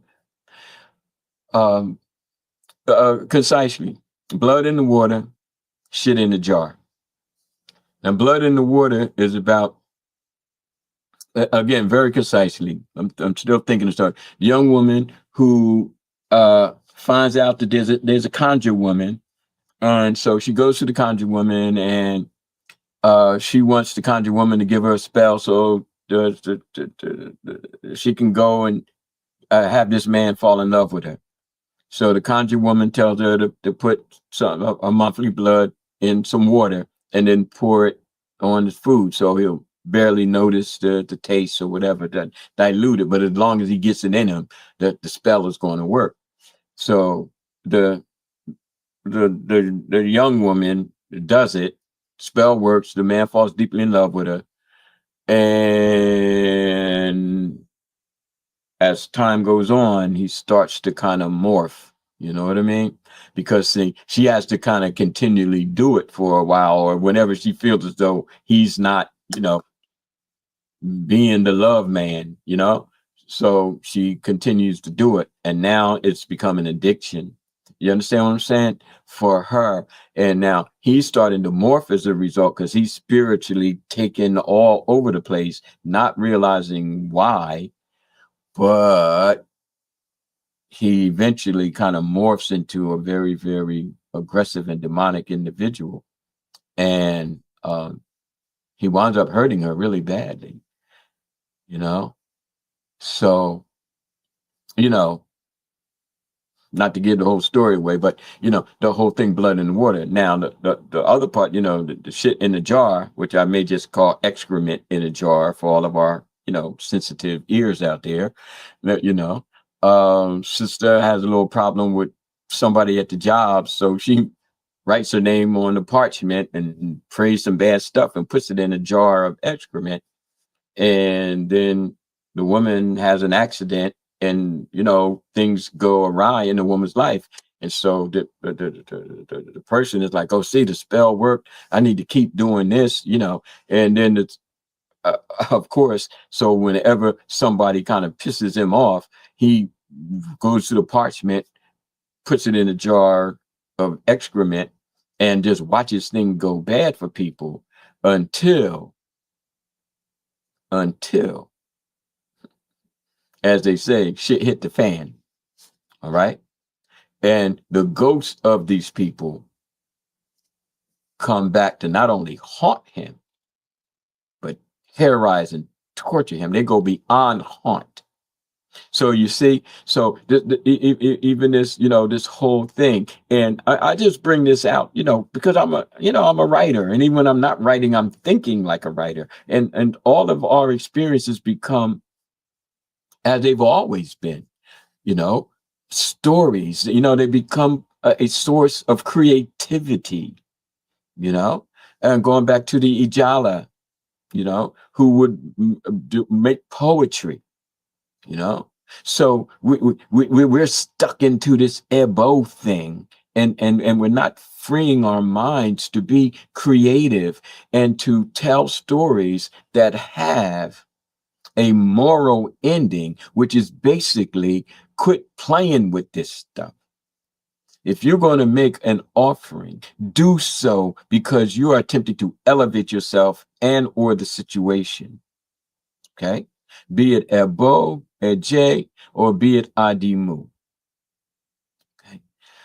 Quit this whole supernatural hoodoo voodoo kind of stuff. I read this piece, sister down in the New Orleans or in that region had passed on, and the first thing they had to say was, oh, she was a powerful hoodoo priestess. And I'm like, yeah, but where she's from, the crime rate is terrible. Black folks killing black folks like they in Chicago. You understand what I'm saying? You know, there is no literacy rate because it's like close to zero.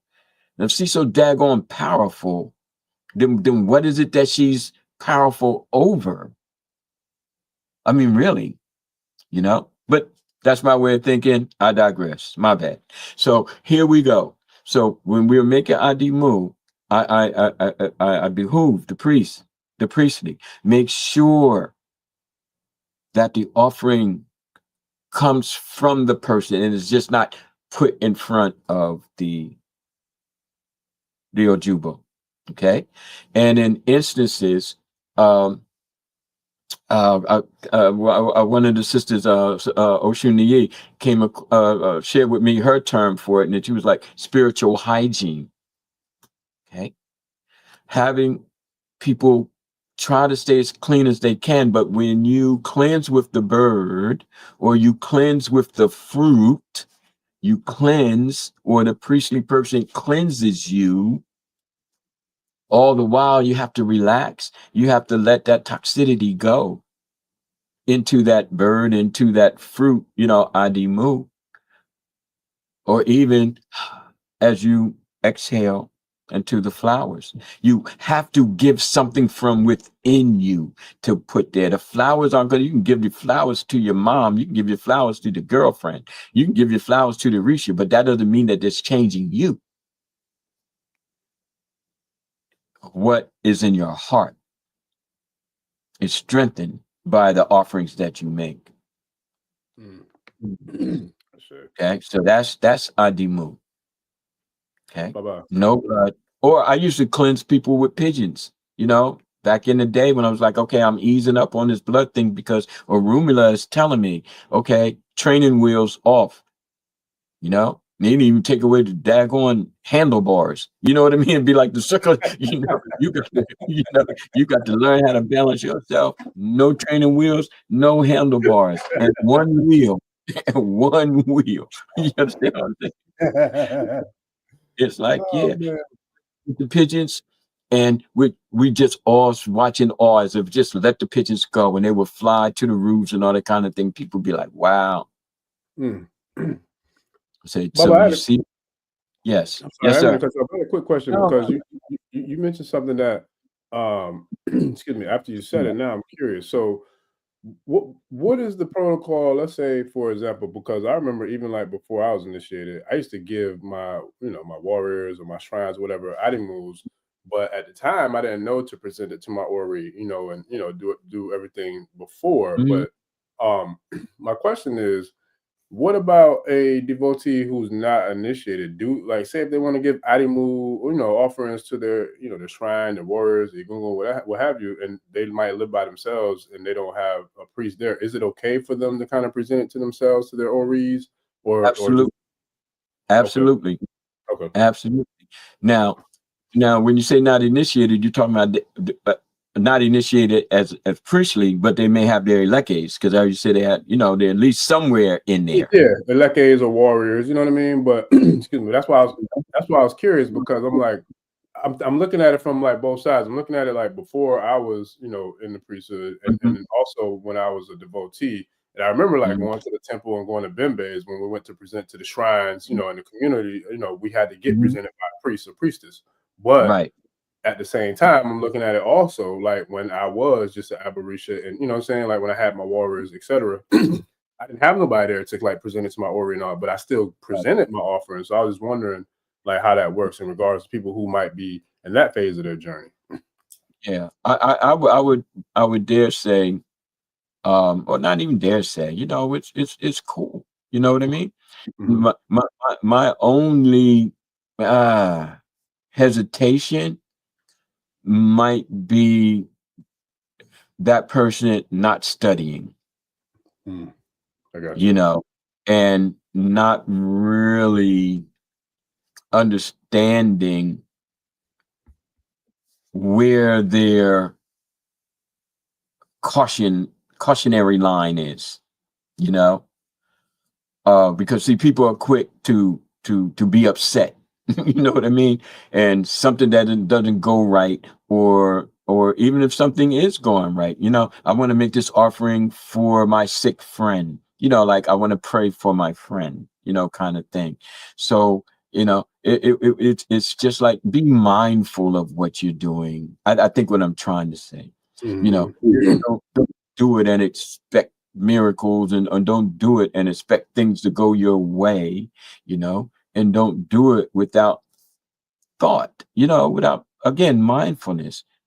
So yeah, you can be a traveler on the road and come by a shrine and say, well, I'm gonna give an offering to SU, and yep, you ain't nowhere near priesthood. But if you are cognizant of SU and what SU represents, then you be helpful. Now other people just walk by it like it's not even there. Yeah. So yeah, that would be my only cautionary thing, and if the person were a part of our elay, I would say, well, even though you're just coming in, if you want to set up an ancestral shrine and you want to make an offering to your ancestors, then free. But make sure you're reading, make sure you're attending the podcast, make sure you're learning and growing, simultaneously, and not just feel that you just do it completely, right, at your fancy, basically. Right. I got you. No, I appreciate it. I didn't cut you off, but that kind of just spoke to me. So I was just curious as to what your thoughts was on that one. And then and Kosi had a question too. I'll bring it to the front. He said that's a divine time too at 11:11. But he said Adimu eyeballs are meant to cleanse as well. So like fruit eyeballs or food, etc. He wants to know like is that meant to cleanse? I guess energy, negative energy. Maybe. Okay, well, not all the time, because remember I stated the 4. Okay, now from my school of thought, cleansing takes place. You can cleanse your mind, you cleanse your spirit. You know what I mean, and you can do the physical cleansing. So I would have to say that they're all needing to be cleansing experiences.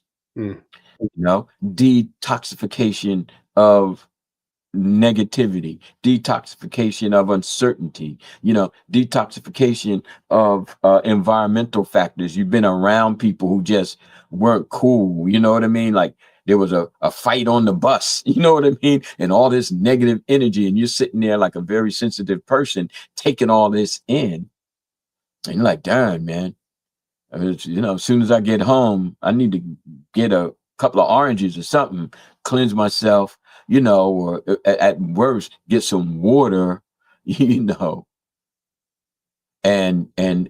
do something to kind of ward off that influx of negativity. So concisely, yes, they are meant to cleanse as well. Could we go back to Queen's statement? All right, brother Nkosi. Yeah, which one, Baba? She made it just a second ago. I don't know if she made more than one because listen, it'd be a whole lot going on back on my end. I try not to put them up too fast or too many because I know sometimes it could distract you. So I try to pick my spots, But it might be the first one she put. Let me see. Is it this one, Baba? Oh, right. That's the one. Hey, Queen.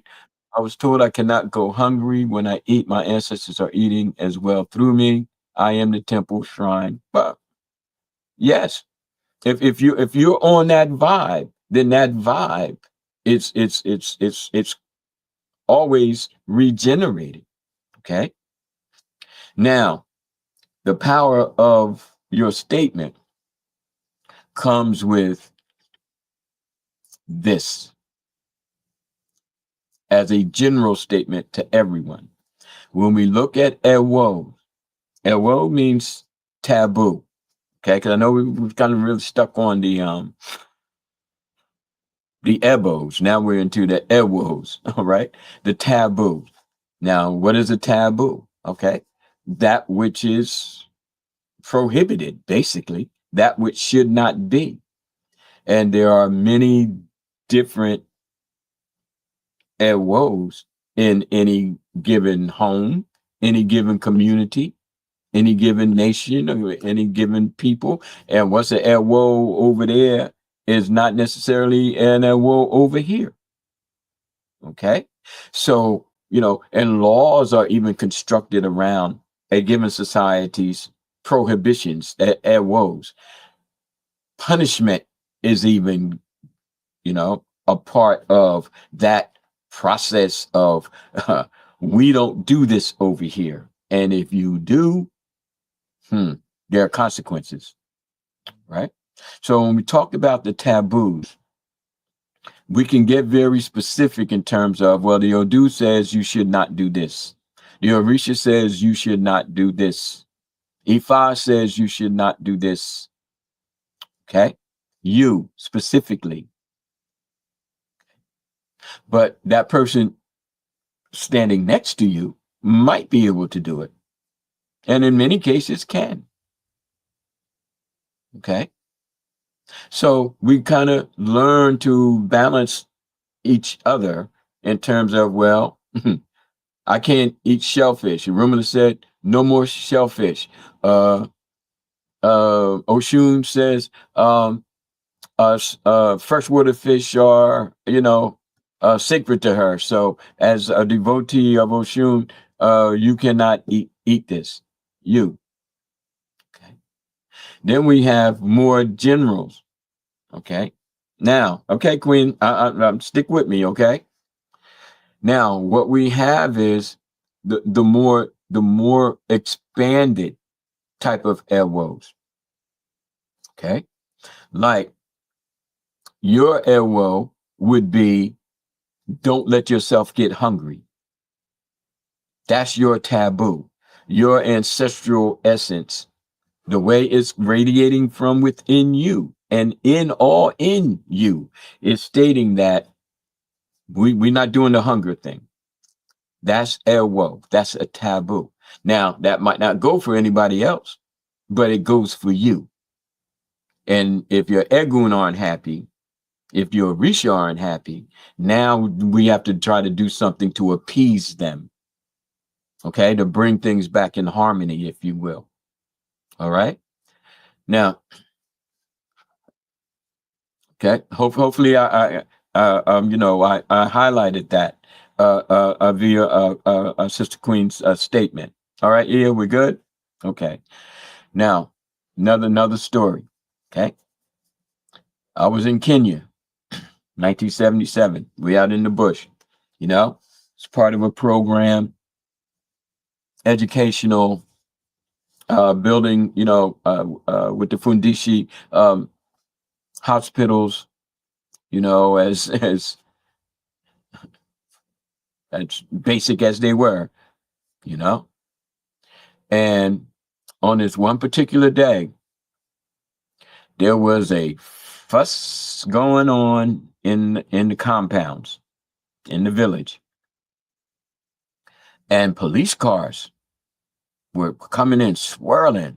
Oh man, and we're like, what's up? Because everything before had been all peaceful, everything, everybody working in harmony, blah blah blah.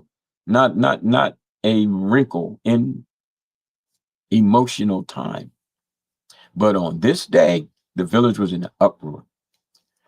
Come to find out, a man caught one of his sons in bed with one of the co-wives. And he did not hesitate to let the village know. Okay. And as a result, the villagers drugged that boy out and they beat him within an ounce of his life. Orisha Gbemi, could you take Queen's statement down, please? Oh, you still multitasking. Orisha Gbemi. All right. So what happened was that they beat that boy so bad, Lee. They beat him so badly that he was almost unrecognizable. I thought he was dead. And the police were like, you know, because they speak in English and, you know, mixed with the Kiswahili and all that, but enough for, you know, those of us who were in the program to understand what was going on.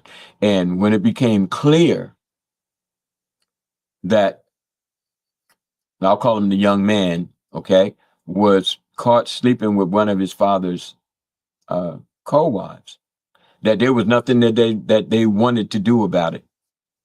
They got back in their car and they drove off.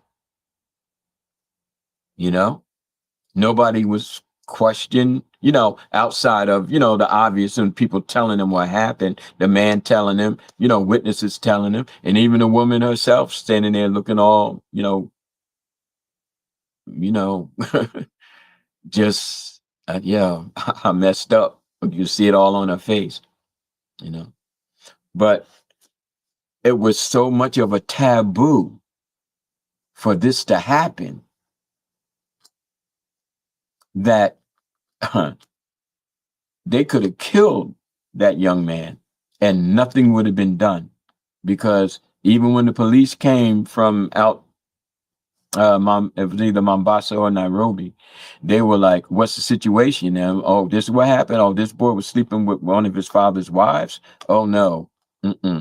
That's serious taboo right there. And when you think about if she was impregnated, or, you know, and when you think about the rippling effect that would have if everybody was doing it, then it's like, okay, well, I'm like, well, let me get back to work. You know what I mean? I ain't got nothing to say and nothing to do, you know, as opposed to some Europeans. Oh, that's such a shame. Oh my gosh, you know, he didn't deserve that. And I'm like, you know, gone back to Norway or wherever, you know what I mean? Because you have taboos there as well. And if one of us came up over there and broke it, you know, we'd be in jail or dead. Okay.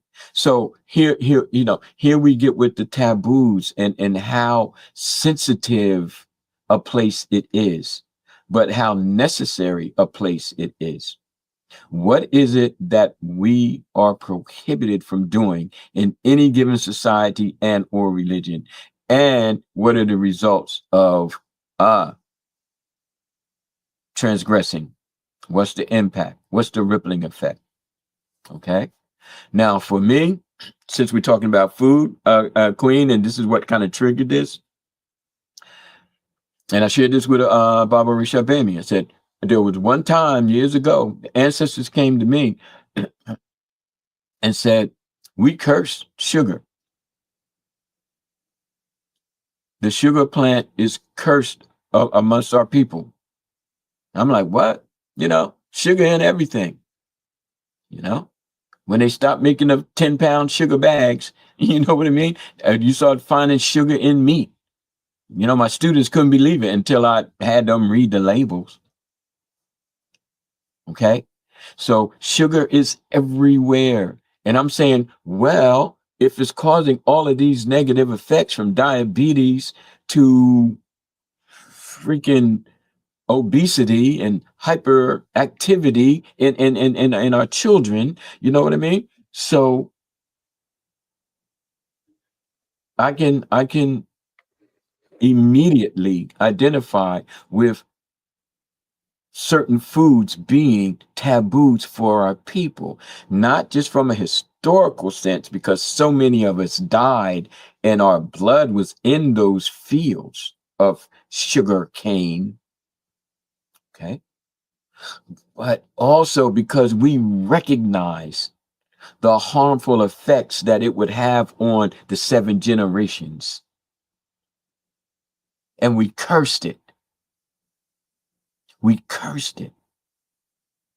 But nobody want to talk about that.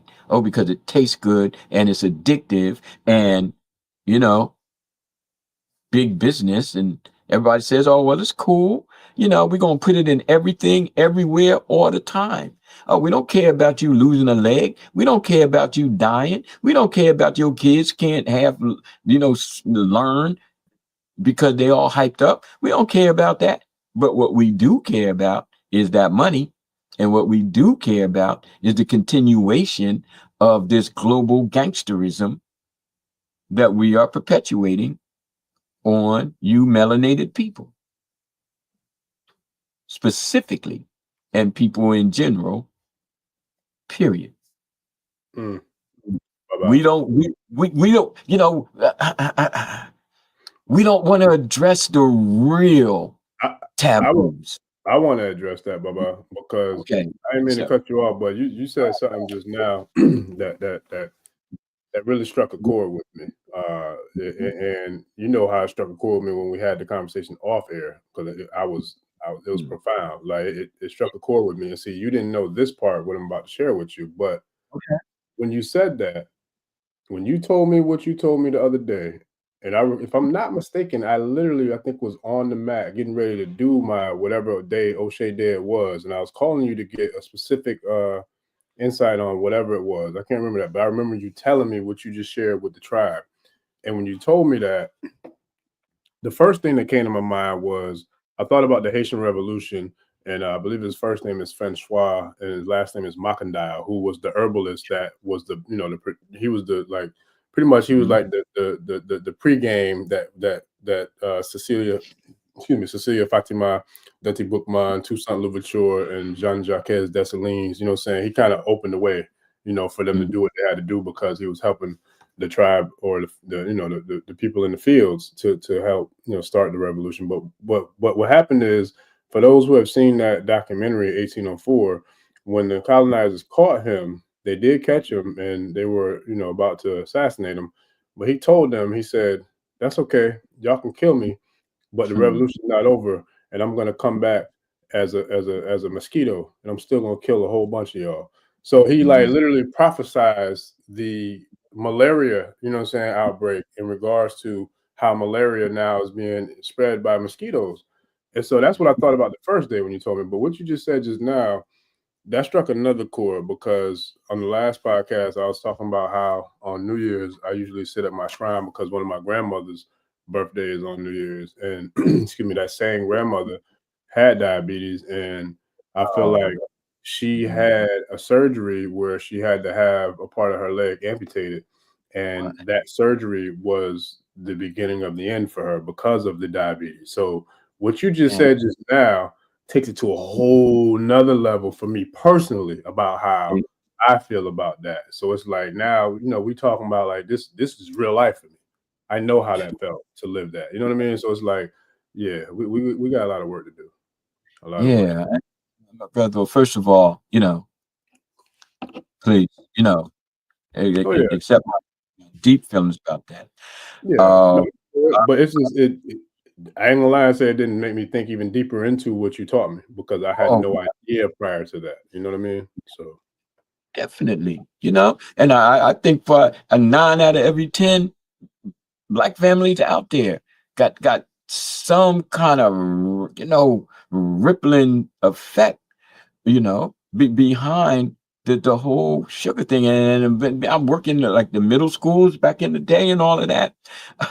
You know, I used to just watch, you know, the party thing and all of that, you know, school party. They're like, no, we're not doing that. And it's one time I took a bunch of students to, and I said, watch and see how these students start acting once they eat all of this kind of stuff that, you know, the school is bringing in for them to celebrate whatever day it was. And we took note of how everything was cool up to a certain point, and then it was like, all sugar cane broke loose up in there, and not in a negative sense, but just just wild. We just, I'd say, you see what I'm talking about, and they were like, yeah, Mr. Karade, we see it, because like you often say, when you in the frame, you don't really keep yourself. Can't see the picture when you're in the frame.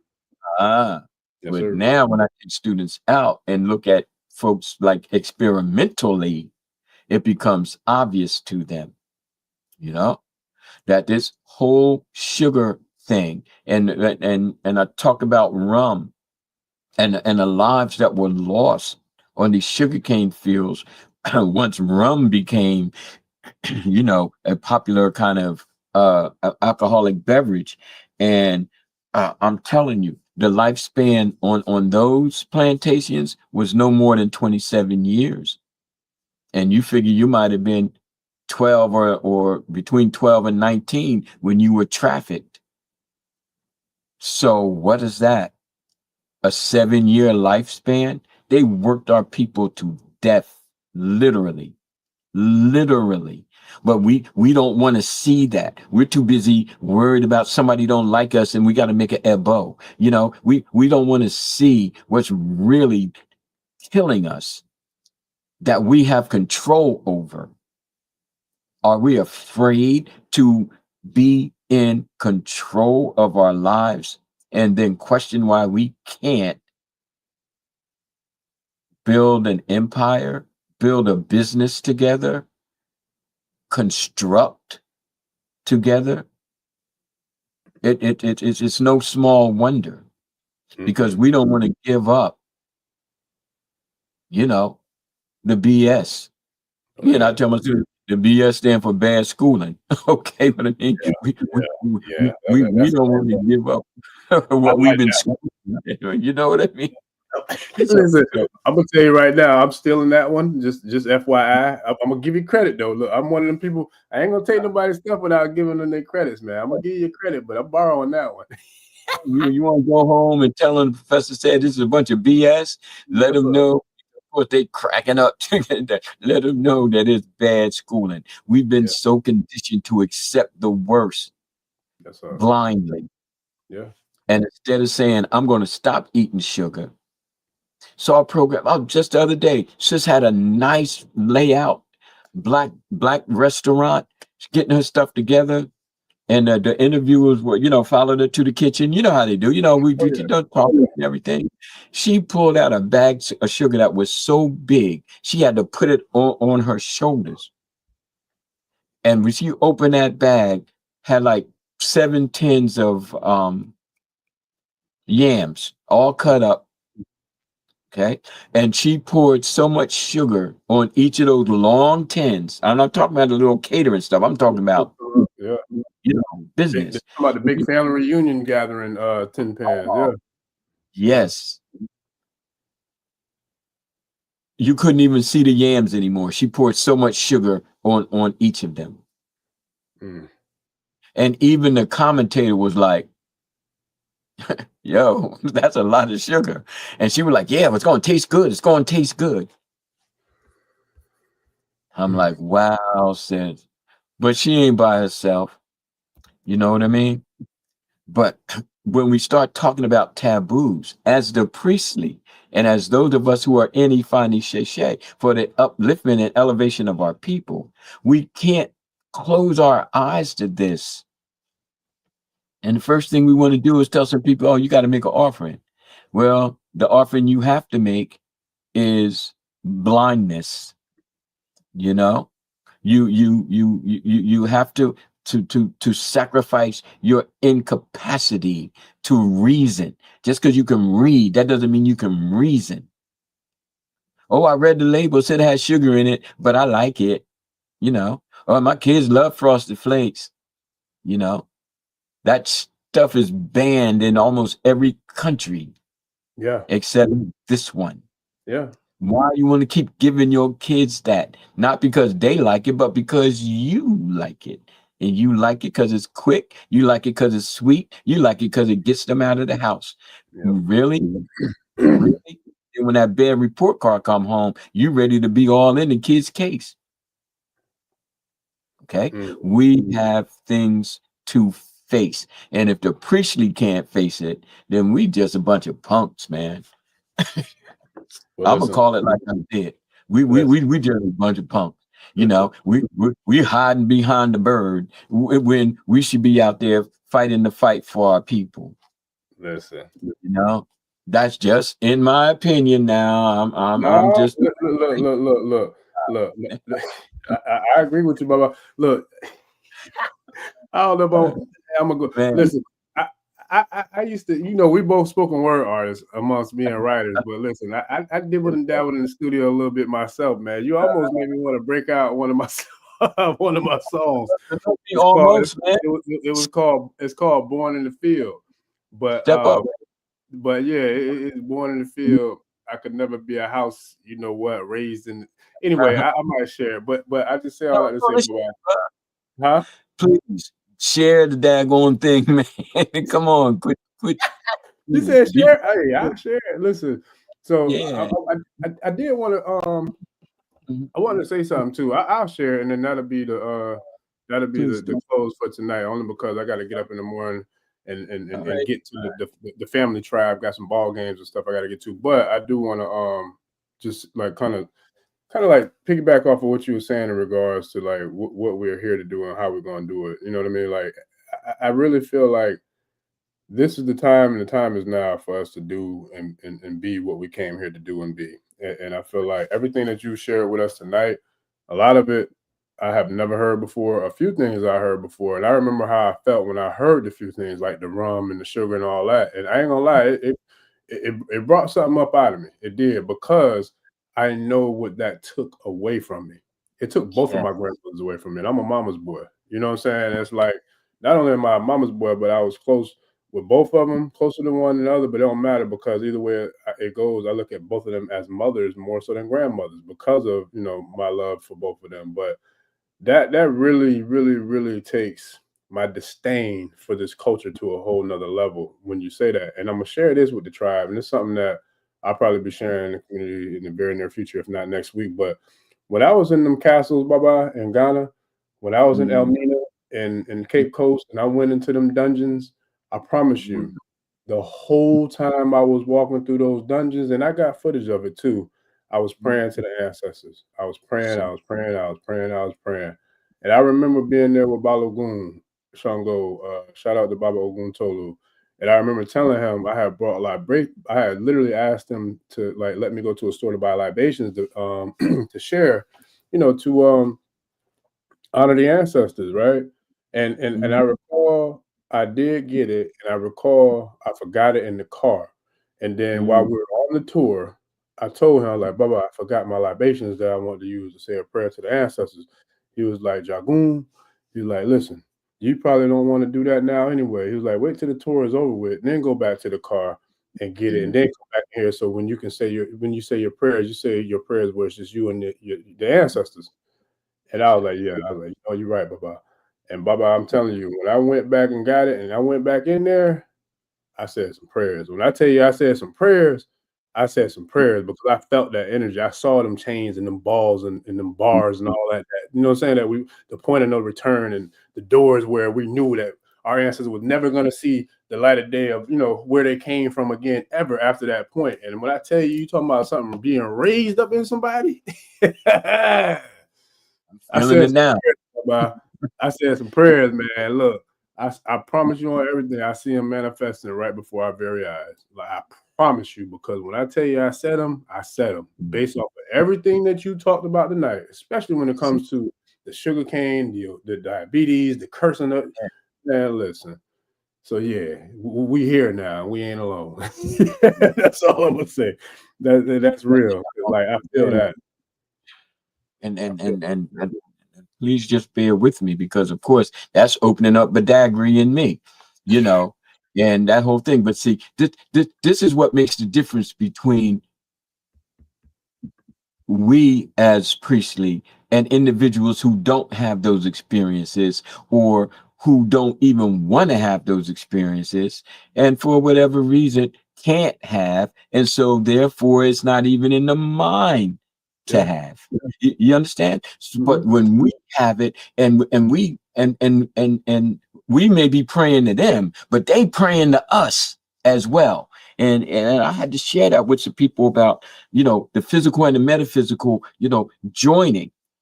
We are praying to the ancestors, but when them ancestors overtook you, like they overtook me, they was praying for us. They was praying for us to be strong enough to do what we need to do for the salvation, for the upliftment of our people. We just didn't go to become a Babalawo to come back and blah blah blah blah blah and whatever, and I don't recognize you and blah blah, walking around like crazy people. It's like, no, we prayed over you so that you can make change, so that you can regain not only your humanity, but your spirit, so that you can regain your spirit. So we're a family, tribe, nation. We come across a little differently because we've been through some different things, and we're not gonna, step back, because see, we've been prayed over, and all these other people may not recognize it, but apparently Orunmila recognizes us.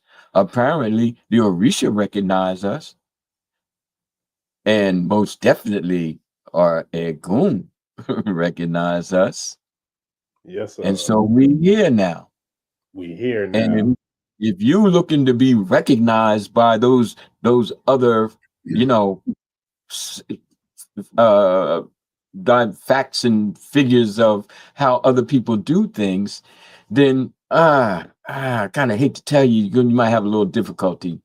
Because you go walking into somebody's Ile or their house talking what we talking, you got to be ready for a beat down. So you gonna have to, where you man, you better roll up in there with your entourage. You know what I mean? Yeah, man, that's real. Like or whatever, you need to roll up in there like, I got some new knowledge, but I got my boys with me too. Yes, sir.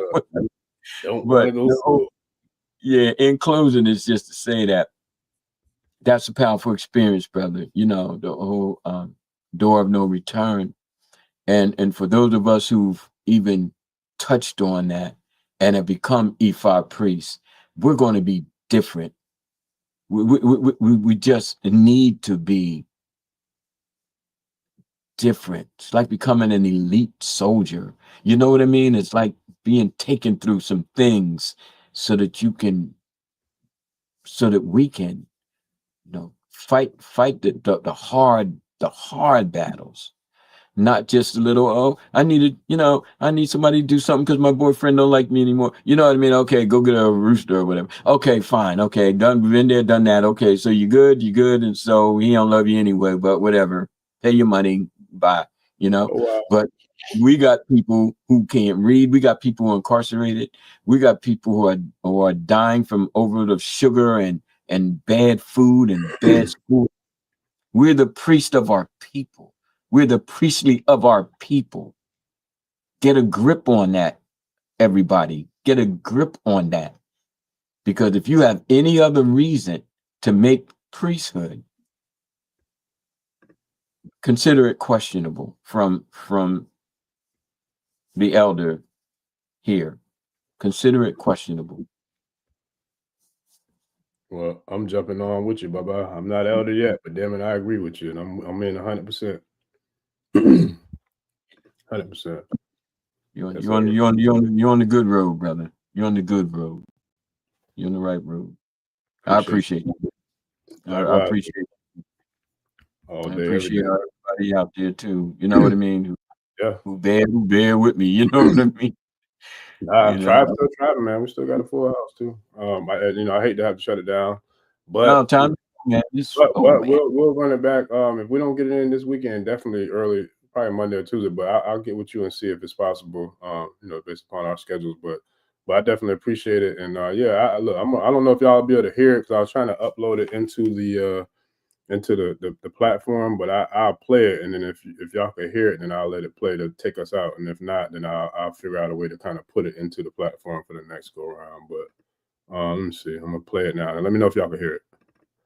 Yo, chill, yo, fuck chill. You hear that? Check yourself, Q. You got sense. You can? Not really hard to make out the word. That's an intro. I had to put Pac on the beginning of it. You know I'm a Pac fan, so that's Pac when he was spazzing in Juice. All right. Okay. All right. So I'll see how it goes. If it don't sound, if y'all can't hear it, I'll just wait till next time. But we'll see how it goes. Yeah, we You got to get the ground beneath your feet, partner. Get the whip on your back about the blade if you got to. Otherwise, you ain't shit. You might as well be dead to damn self. One in. No shackles, no chains. It's a little nigga. They going psycho insane. Ice cold, sub-zero, up your wax. Novocaine when I take So blurry, bro. with the flow, nigga. Rip your heart like Kano with my thesis. Yeah, because I can't. It's not coming through, man. Yeah, because it's like third hand. I can't get it to come into the. All right, well, just tell us what it was about, man. Yeah, it's just pretty much being born in the field. And so the course of born in the field, I could never be a house raised in the streets of the more south. So yeah, pretty much it's about being like Nat Turner and John Jacques Dessalines versus being one of the ones sitting on the porch. But yeah, I definitely share that at another time. I can get it into the Okay. Mm-hmm. But no, I definitely appreciate you, Baba, for sure. And I appreciate the try. Most fitting, man, because them fields is cursed, bro. You know. And the people could say, well, the cotton fields and all that kind of stuff. Yeah, but we ain't eating cotton. Okay. Yeah. You know, cotton is not killing us, you know, by the millions. Yes. You know, cotton is not disrupting our youth, you know, but that sugar cane damn sure is. Mm. Yes, sir. You know? Yeah, I'm telling you, Baba, when you told me that, man, I'm telling you, boy, you put something in me that day. I was like, yo, I was like, yo, that's it's deep, but it made so much sense. It made so much sense. You know, but it's warfare, you know. Here's what it is. But yeah, no, I appreciate it, family. I got to get ready to shut it down for another early morning, but I appreciate everybody who showed up and showed out again tonight, man. It's all love. Always has been, always will be, and always is. So I definitely appreciate y'all. Bye-bye. Appreciate you. Tribe, we appreciate you. Welcome back, Queen and Kosi, Ifa Sagun, Pacific Dagwood, Dogwood, Bro Kansu, the whole tribe, everybody, really. You know, I appreciate everybody who showed up, man, and showed out, and we appreciate y'all. And we'll see y'all again in the very near future, man, for sure. Baba, you got anything you want to leave with the tribe on the way out? Yeah, I just want to leave with this, you know, I'm just asking you to just bear with the old man. I know I get a little, you know, like we got this to do, and don't be punking out on us, you know what I mean? But you know what I mean, and it's just that, you know, we got to be strong because we got a lot of wickedness to deal with. Stay tuned for the OGC Institute that we're bringing into. So start, please, you know, thinking about, you know, gathering information so that you get involved with it. Look at our products and our books. You know, start filling your libraries. Start filling your libraries. Okay, take that next step with the subscribe button. Take that next step. You know, get the books. I got my Ashe sweatshirt. You know what I mean? And let's do more in order to get more done. Ashe. Yes, sir. That's a mic drop right there. No, I appreciate it, Baba. That's real. And yeah, we got a lot coming, and we ain't even get into A Place of Nights, the audio book. We got a lot. Place of Nights audio book, the OGC Institute, the Awakening Journey. Journal, the Spiritual Awakening Journal. Actually, that's a course that's coming. You know, I'm working on that as well, Baba. And then we got the whole entire Karade Nation. Baba got a whole damn library. He got the Tawede coming soon. So it's like, yeah, we got a lot. But it's all for the family, man. It's all for the tribe. It's all for the culture, you know. So I give thanks, you know, and I give thanks and peace and blessings and hooray to everybody, you know, in the tribe, as well as, you know, everybody who's watching who's not, you know, officially subscribed or with the tribe. We still appreciate y'all too. But with that, man, it's all love. And Baba, I appreciate you. Appreciate the tribe. And this has been another episode of the African Spirituality Experience live stream. Please, family, don't forget to like, share, subscribe, and we'll see y'all on the next one. We out. Peace. Odabo. Peace. Double. ẹni tó gbàgbé ilé sàpò ìyàgbọ́ tẹ́ǹtì ẹni takísà ní tàtàn ò bá padà sílé anítìjàkọ ẹja lọ pé eégún mo sì ẹni gbẹ́rẹ́ ìpàkọ́ forsake not your ancestors and praise your. Man.